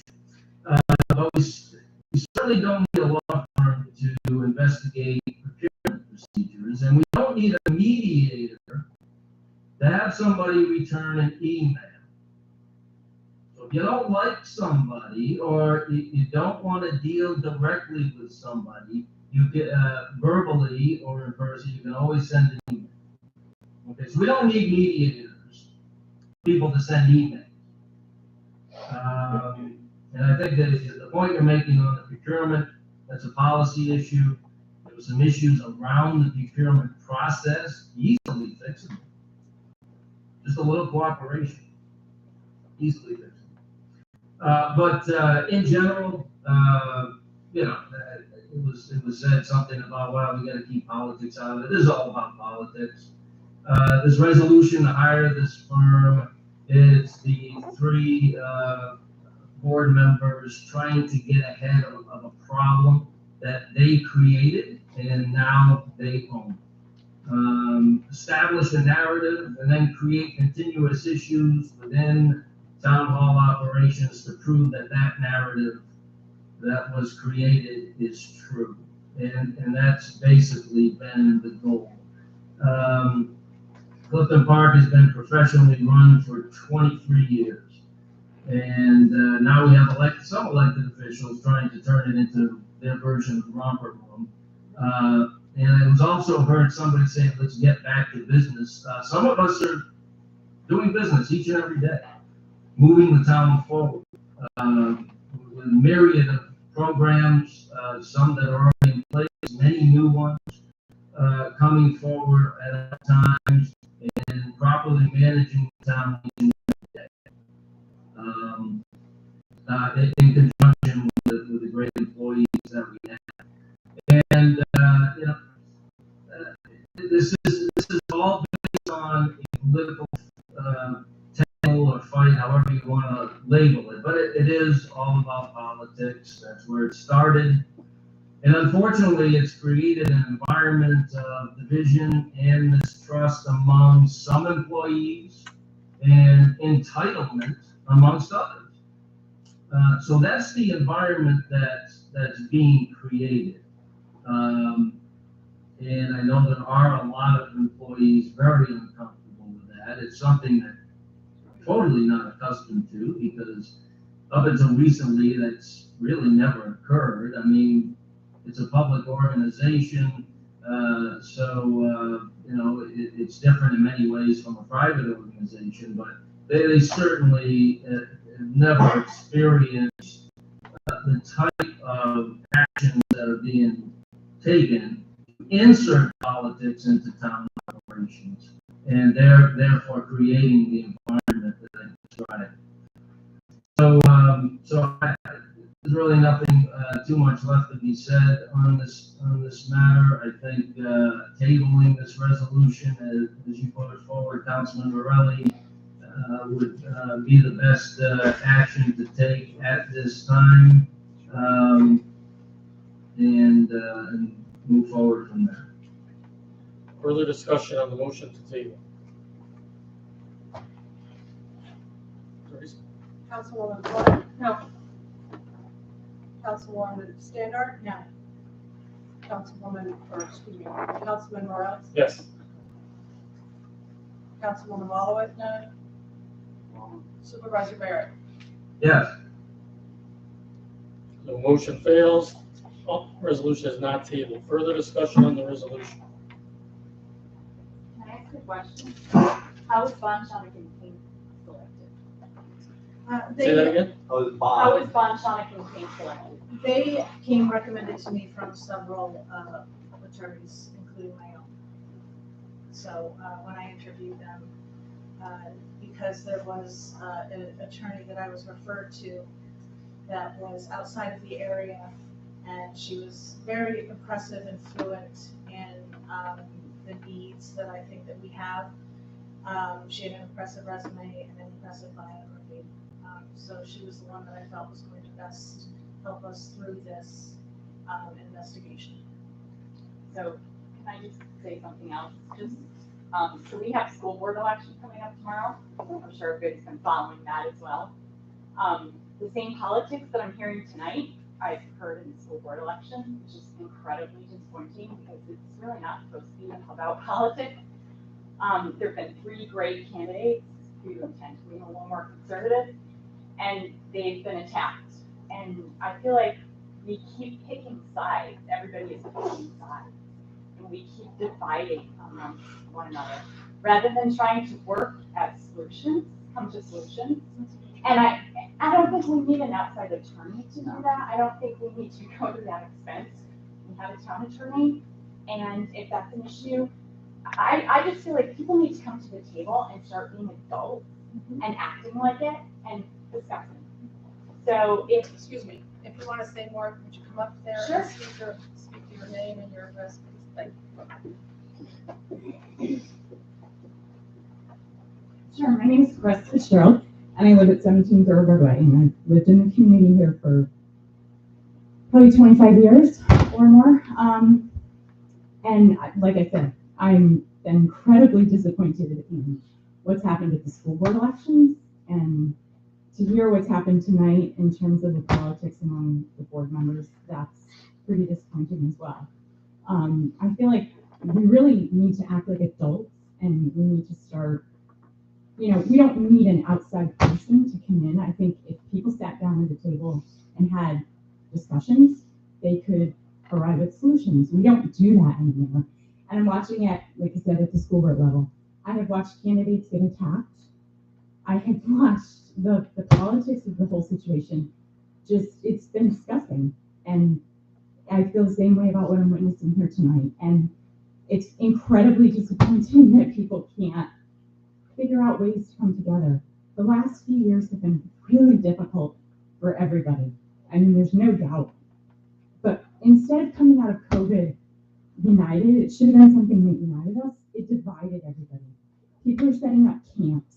This side and that side and this side, and you rally instead of meeting in the middle and having discussions. So that's all I would ask is try to have a discussion before you actually spend money that you're paying to the system. So that's all I ask.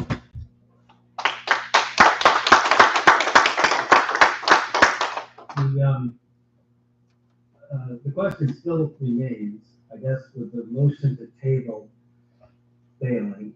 The question that I asked hasn't really been answered. What is the scope of services that the board is considering for this New Jersey firm? They're not a New Jersey firm, Tom. They're actually Garden City, New York. She's the attorney, the engagement letter is from Garden City, New Jersey, right? No, Garden City, New York. I have it written from. Okay, Long Island. Yes, Long Island, yeah. So the Okay, scope, well, what's the scope, I guess, would be the question. That's still what I'm trying to determine. yeah, Is it the April, the March 3rd incident that we talked about in the April 4th memo, or is it some of the other actions that were in the press today? What exactly is the scope? the incident that was ongoing with, that you referred to your April, April 3rd memo. Yes. Okay. That was really what I had discussed with this particular law firm and the others I had interviewed. So and primarily the scope of work is to conduct an independent internal investigation Into that issue. to that issue, correct? Okay.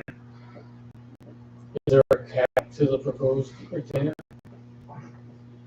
It's an hourly fee as needed. It is not a retainer per se.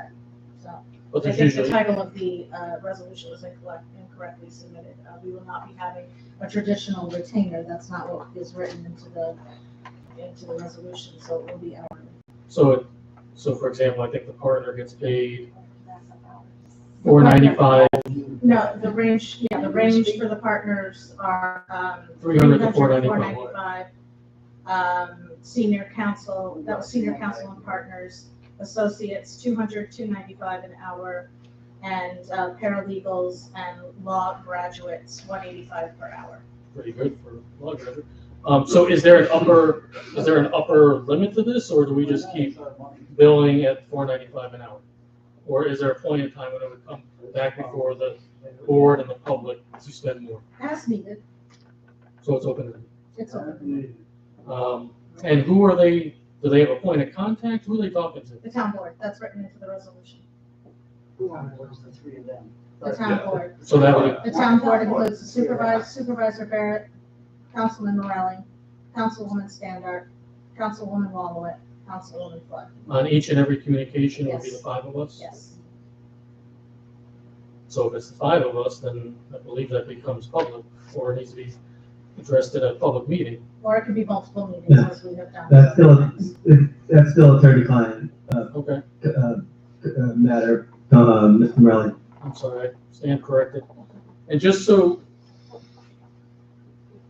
one further concern or point to make that the town attorney is appointed for a 2-year term for just this reason. And this actually went to the Supreme Court, and I think I have a cite to it. I think it was maybe the town of Windsor, where they tried to remove a town attorney. We're not trying to remove anyone, If I can just you continue. just want to investigate. Right, but we have a town attorney that was appointed. We're not replacing Tom, we're not hiring this firm. You didn't like being interrupted, so let Tony speak. That's not, you'll have your chance if you want to come back up and talk. There's no interrupting people if they have the floor. You don't have the floor right now. Neither does she. This is between board members. If you No, would like it's to not. talk again, you can come back up, I okay? will, but now it's Mr. I'll Morelli. defer to Councilwoman Standard to finish her thought. We are not hiring an attorney to replace Tom McCarthy. There's a conflict of interest in the situation at hand, and we need someone independently to investigate it.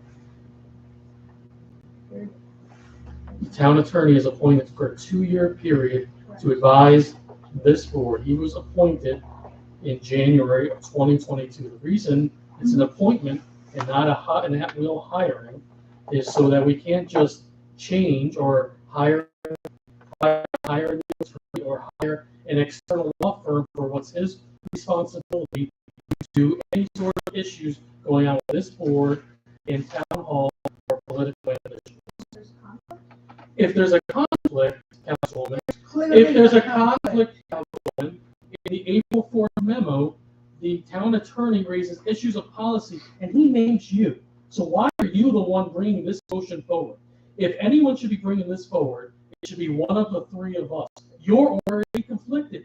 He brought up a concern. You bring us into an executive session that was not proper. That can be viewed as retaliation. Then you bring in an external law firm. That can be viewed as retaliation because he named you.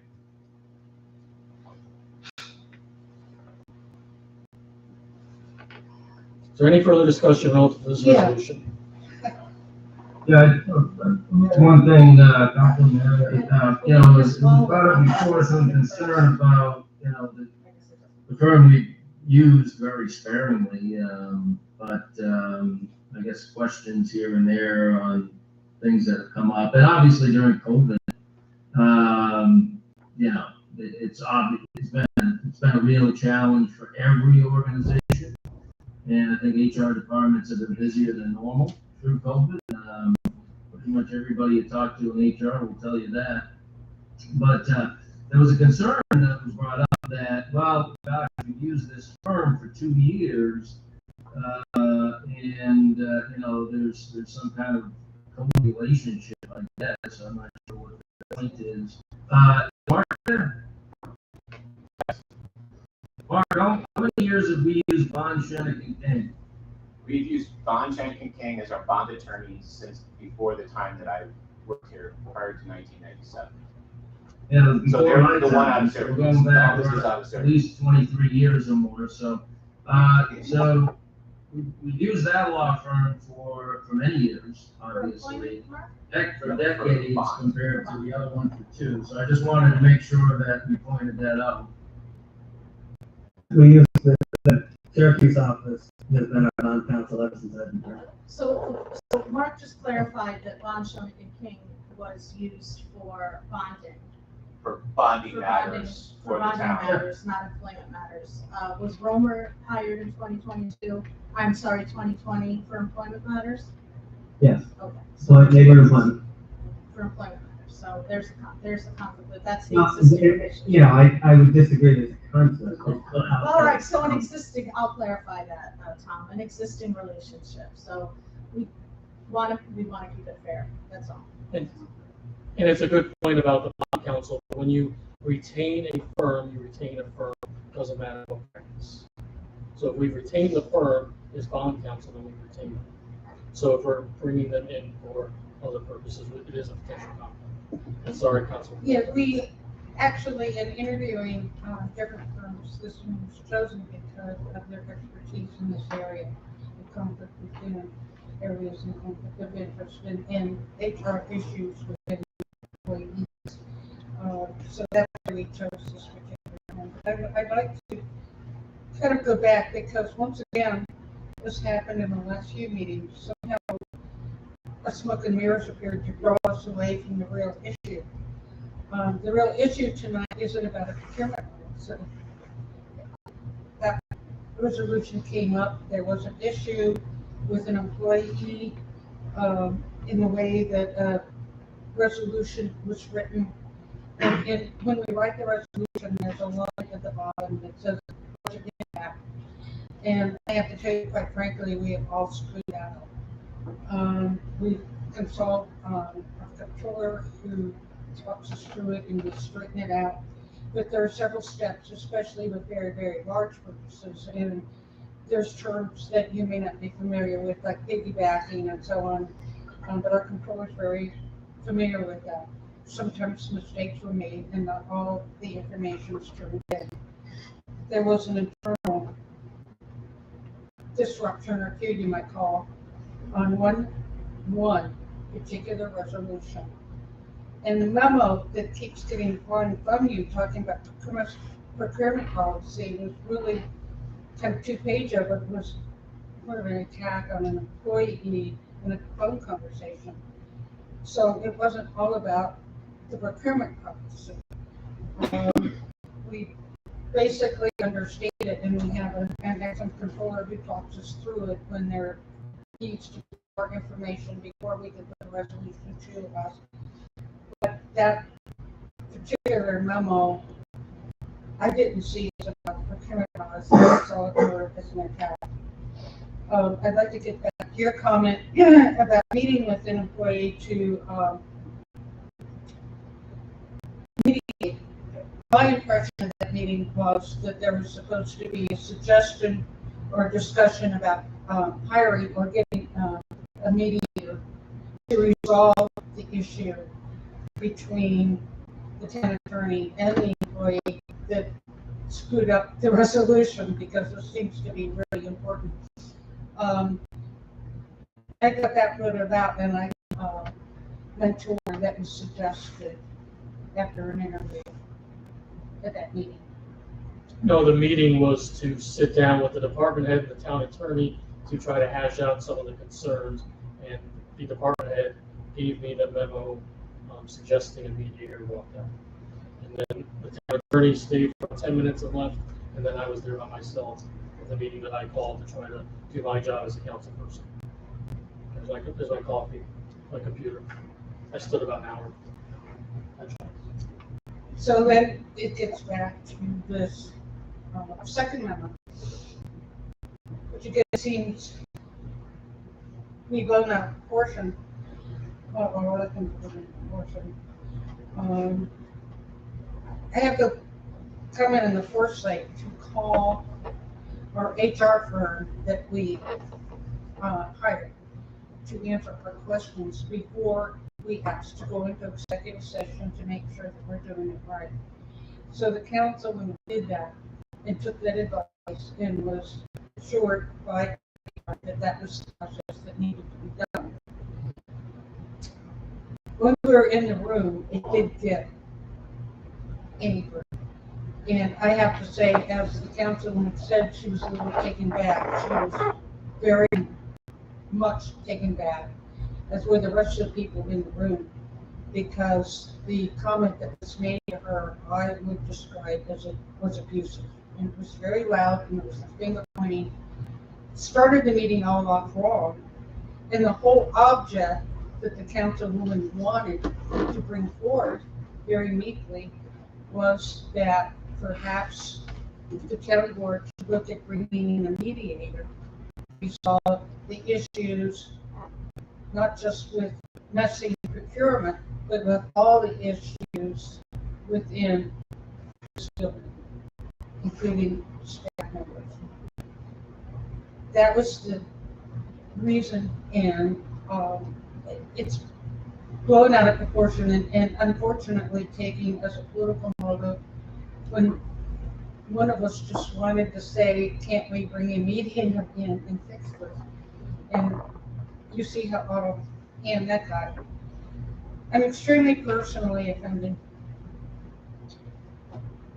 because I think a lot of you don't really have any idea what goes into what the staff does or what we do. This wasn't an easy job, and we tried to put our hearts into it. We tried to be fair. We tried to listen to everyone concerned. And I think some of you don't believe that what we're hearing and what we have heard over the last 2 years is sincere enough and serious enough that we felt that we really sincerely needed to start taking a stand.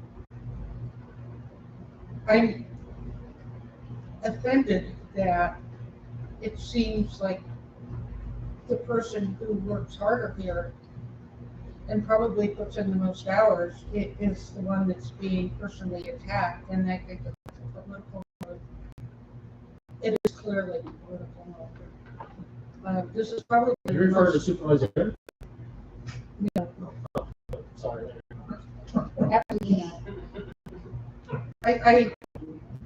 When we talk to one another, usually on a daily basis on the resolutions or what's going on or what frequently employee calls or texts to us, you get to see who has the most sincere attitude towards these things that are happening. Every single resolution, that we discuss, fences, God, we could spend this much time on fences, but this is the way we discuss every single resolution. And I don't think you'll find anyone who has more heart in it than Councilwoman Standard. And I'm really kind of offended at the way this turned in to something personal to the person who puts more personal time in this effort than anyone else. And sincerely, probably the one that maybe gets the most calls or texts from staff. I get quite a few, and I can assure you the ones I've gotten are serious. We have tension. We have people that do feel threatened, but not by me. We have employees who are currently being, they say, harassed, and they want to know what they can do about it by a rumor monger who's going from office to office. And they need to know that's harassment. Well, I don't know. There's so much that goes into this in our daily lives. And Mr. Morelli tried, he works at this practice, and he still gets to be able to maybe cut loose for events, ribbon cuttings and other events, but it's very time consuming.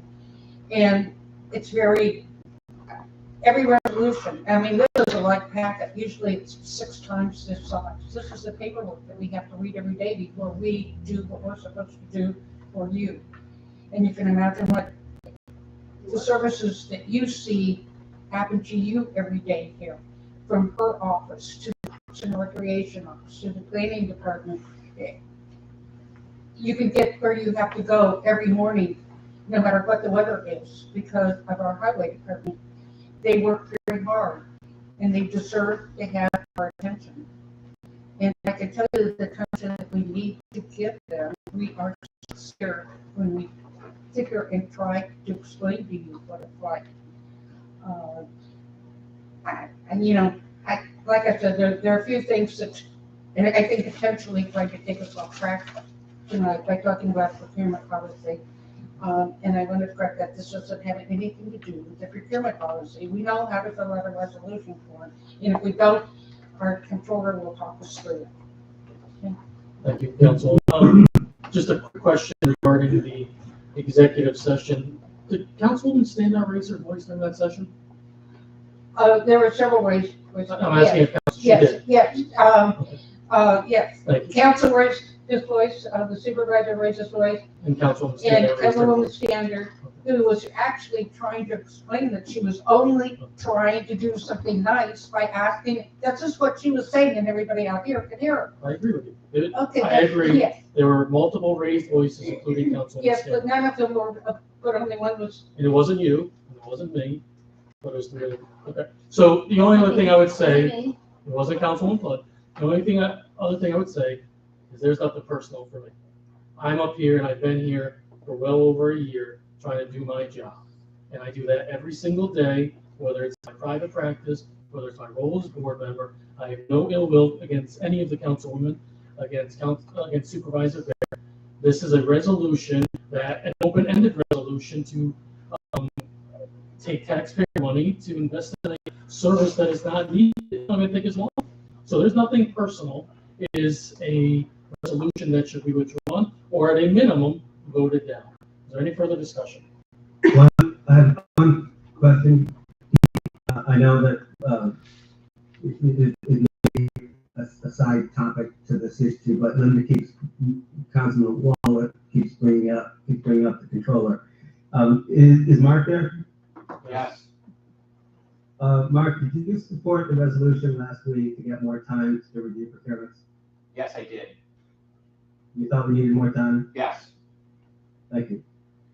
Any further discussion on this resolution? On the procurement policy that we talked about, though, the reason that I thought it wasn't a good idea is that 14-day window, which, Tom, you agreed is quite a bit of time, and that projects could fall through. So It was, I'll take 7. well, I'll take 7 days. I'll take 5. I'll take 9. and on I'll take anything more than I got. I'll take any more than I got. And on the laptop resolution, Councilman Morelli, not all of us have a computer. I need a laptop to do my job for the town. I can't do that stuff at school. So some of us do need a laptop. And most towns do give it to the employees so they can do their work. And that's why I voted on that. As far as Mr. Christensen, I've been open to meeting every time. So when you want me in and say 3 of us didn't want to come to the caucus, that's a lie. And I agree with, was it Ms. Kennedy? Fitzgerald. Ms. Fitzgerald, that, since I came on the past year, I've been trying to sit down and get everyone to get along. And Mr. Jones back there can attest to that. So I feel like we've exhausted everything. And these employees at Town Hall do need somebody completely outside of anything tied to this town. The only comment I would make, Councilman Flood, relative to the procurement policy, you did bring up a great point the other night about perhaps the resolution might cause more time or delays. And it is a valid point, and I think Tom, you tried to address it, but again, I'm an attorney, but I know in this role, I have an attorney that advises me, and he advised, and my controller advised that they needed that resolution as is, and that's why I supported it. So, I think we would all do better as a board if we listen to those 2 public officers in their respective roles. Perhaps we could readdress or revisit the procurement policy resolution and have a working committee or some of us to discuss that, because the procurement policy resolution was presented, in my view, as an inaccurate portrayal of what I was trying to accomplish in our executive session. I was talking out about an employee matter, the policy, we were talking about procurement, and so things were just getting muddled and confused. So if we want to separate the issues, I wouldn't mind revisiting that procurement policy. Our comptroller, I mean, I don't want to put any undue work and stress added on him. I haven't had a chance to talk to him about that procurement policy because I mean, it was just presented to us. I wasn't part of those discussions. But I'd love to hear Mark's opinion on that.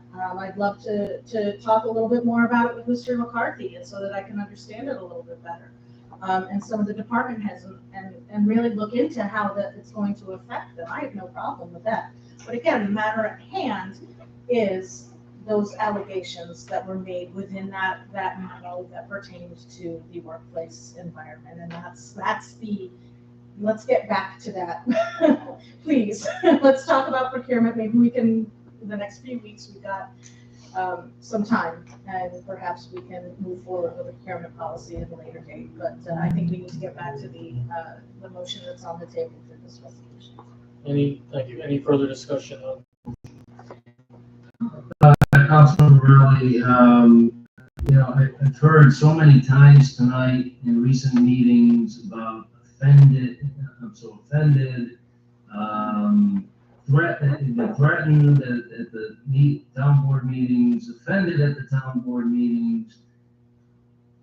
It seems like anytime anybody disagrees with some of the people on the board, it's either a threat or an offense. And we wonder what kind of environment are we establishing as the leaders of this organization for everybody else. And this is, again, part and parcel to some of the issues that are being created. As I said originally, with the politics coming into play, we're creating a work environment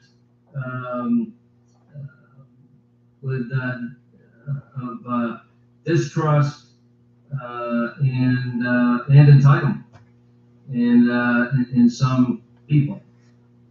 And I just think that the constant use of these terms, if they're being used like this at public meetings, I can't imagine the discussions that are going on that Ms. Walwood is talking about that are happening constantly within the walls of Town Hall. I can't imagine if this is the view of board members publicly. I can't imagine what's being said privately. And again, that just adds to the problems within our operations and work environment, which is too bad. But we will. I assure the residents of Clifton Park, this town will continue to excel. We'll continue to do our job, and after 23 years, I'm still fired up to get up every day and do better than we did the day before. I think we've continued to do that steadily over 23 years, and we're going to continue to do it in the future. So I just want to thank everybody for their continued efforts to make this town the absolute best that it can be. And we will continue to excel, and there's no politics or personal ambition or other matters that are causing division, mistrust, and entitlement within a small percentage of our workforce that is going to deter the town of Clifton Park from being the best damn town there is. So, with that, I'm done. Can I wait for public privilege? Part of, is it prior to this vote or no? No. This should be part of this vote. No, I know it's going to be passed, Go ahead. but this is a part of what's going on. One, I want to say thank you to Mr. McCarthy, who's really been thrown under the bus this evening, and he has been a wonderful servant to the town of Clifton Park, and I'm finding it difficult to accept that his integrity is being impaired. Second, there was a reference made by Ms. Flood that I was high. I didn't lie. Right? I said that folks weren't willing to come to the table. Did I say 3? Well, then I misspoke. But I do know that there were people that were not willing to come to the table. So if I misspoke, I apologize. Now, I also am not convinced that every person that's going to vote yes is completely comfortable with that vote. And I can see that in some people's faces, in certain people's faces. And Ms. Wallowit, you wanted us to stay on point. Well, the point is politics. So we are on point when we're discussing the nature of that.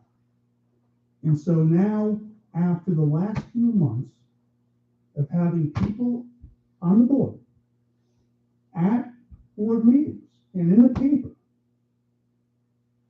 outright tell falsehoods about what's going on. On at least 2 occasions, they were blatant falsehoods. How are we as the public supposed to believe that this is true? I'm having a very difficult time with it. It's one attack after another. And it's not okay. And when I heard about the raised voices and the offense, and earlier when you were speaking, I said, please. And you said, excuse me? I said, no, yeah, excuse you. It's wrong. But I didn't say put on your big girl pants for a couple people here. Yes. Absolutely. Absolutely. You know what? And I don't have anything in this game. And so I can say that. Because you can't hide behind that publicly. If you're going to go there, then stand up for yourselves. You do a disservice to all women. Service by acting that way. Who's talking about throwing stones, sir? You're the most sexist man. That's Oh, I'm probably the most sexist person ever in the world because I don't like when somebody hides behind misogyny. You're just not a kind person right now. Can we be kind? No, I'm not kind tonight No. because this whole process is not kind. This is an attack, and it's a political and it's a personal attack. On you? No, not at all. But I'm tired of watching it. I've been watching it since February, and it's disgusting. And it was hopefully it was going to be taken care of outside the public realm, but apparently that wasn't going to happen. So now here it is in the public realm. And I, for one, am not going to allow people to use this as a platform to defame others. And that is what's going on here. It's not about sexism, for goodness sakes. If you want to hide behind that, go ahead. But this is about defaming people. And that's wrong. And this whole process is wrong. And so vote as you please, but there will always be a voice from now on to stand against it. Thank you.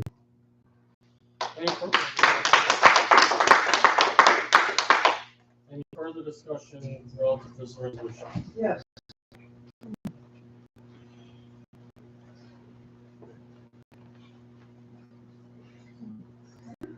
I would just like it on record, and it's very difficult to understand that the firm you would like to hire, there is a conflict of interest with. They already represent Saratoga County, so we have a conflict of interest there. It's disappointing that we have 3 board members that act like a group instead of individuals, because you all vote the same way. No, I You all, excuse me, I don't get it, ma'am. Okay. There's been times I've Well, you know what? It's my time on. I was respectful with you. And I also think that on record, when these 3 councilwomen vote this in, yes, I think ethics charges should be filed because it's already come out. It's illegal to do. You can't hire another firm.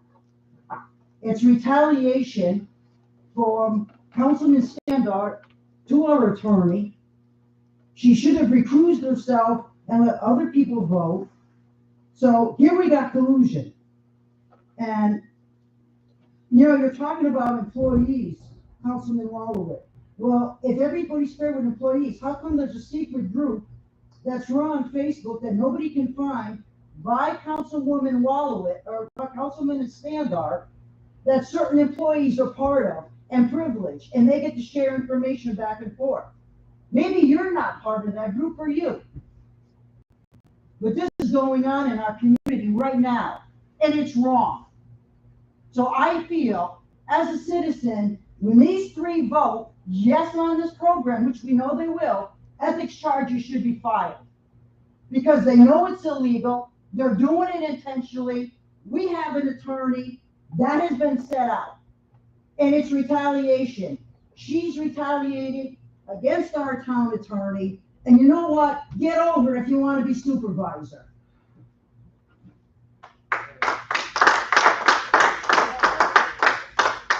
Is there any further discussion relative to the resolution on the floor?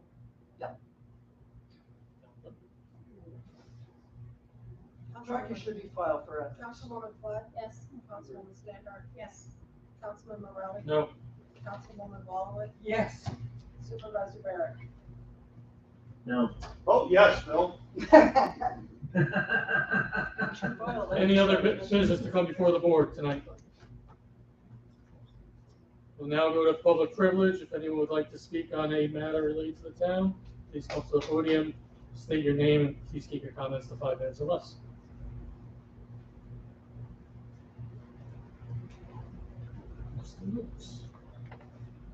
All right, thank you, Mr. Riley. So I have, Name and, thank you, Everett Noakes, Casablanca Court, Clifton Park, right around the corner. Hang with me here. So I don't typically like to pick sides. I'm on one side politically, everybody has their party, this and that. I'd like to bring up what Ms. Connolly said about, COVID and everything, and how we should come out of it united and we came out of it divided. You know, that's really killing the town. And I appreciate everything Ms. Connolly does in keeping, because I know my whole block is 65 plus, and they go to Florida for 8 months of the year. They depend on her page, which is doesn't pick sides. Personally, I appreciate the work everybody on the board has done. I first met Supervisor Barrett a few years ago when I did the Eagle Scout project at the Locust Lake Pool. They've been very helpful, and I couldn't ask for a better team. I'm the lodge chief of the Boy Scouts of America for about a dozen counties in upstate New York.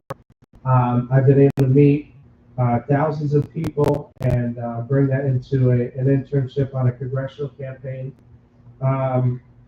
I really think that by, dividing the town in this manner, it's going to make thousands of people in this town disinterested. And the future of the town is not going to move in a good direction, as it has been moving in a great direction, especially through COVID. Many towns around us don't have the same resources, don't have the same skilled leadership. I personally would love to see myself on the town board one day or in another political office. And I think by making stories, whether true or false, once again, not picking sides, I have a side, but not picking sides, and self-political motivation, it won't move the town forward. It's only going to make young adults disinterested like myself move out, not come back, and really just not like the leadership and I think that the taxpayers, although I don't pay taxes, thank God, because I couldn't, I'd be more broke than I am now. But they'll be disinterested in the town, and that's not what we want. I had a similar issue in my organization, and since I was in charge of it, it didn't last long. I did appreciate it. But I really think that we need to keep a united front in whatever we do. I think making teams and making sides and groups isn't going to bring anybody together. It's just going to divide us more. The country's divided. The state is just terrible divided. And we don't want the town to be divided, because right now the town and the county are about the only good things about this state. So I just wanted to point that out and thank all of you guys individually, without picking sides, but I've had the honor of meeting a lot of people in this room, Mr. Cole, Mark, Mr. Jones, and many others. But I just want to put that out there moving forward. So from a young adult's perspective, that's it. So, Thank you.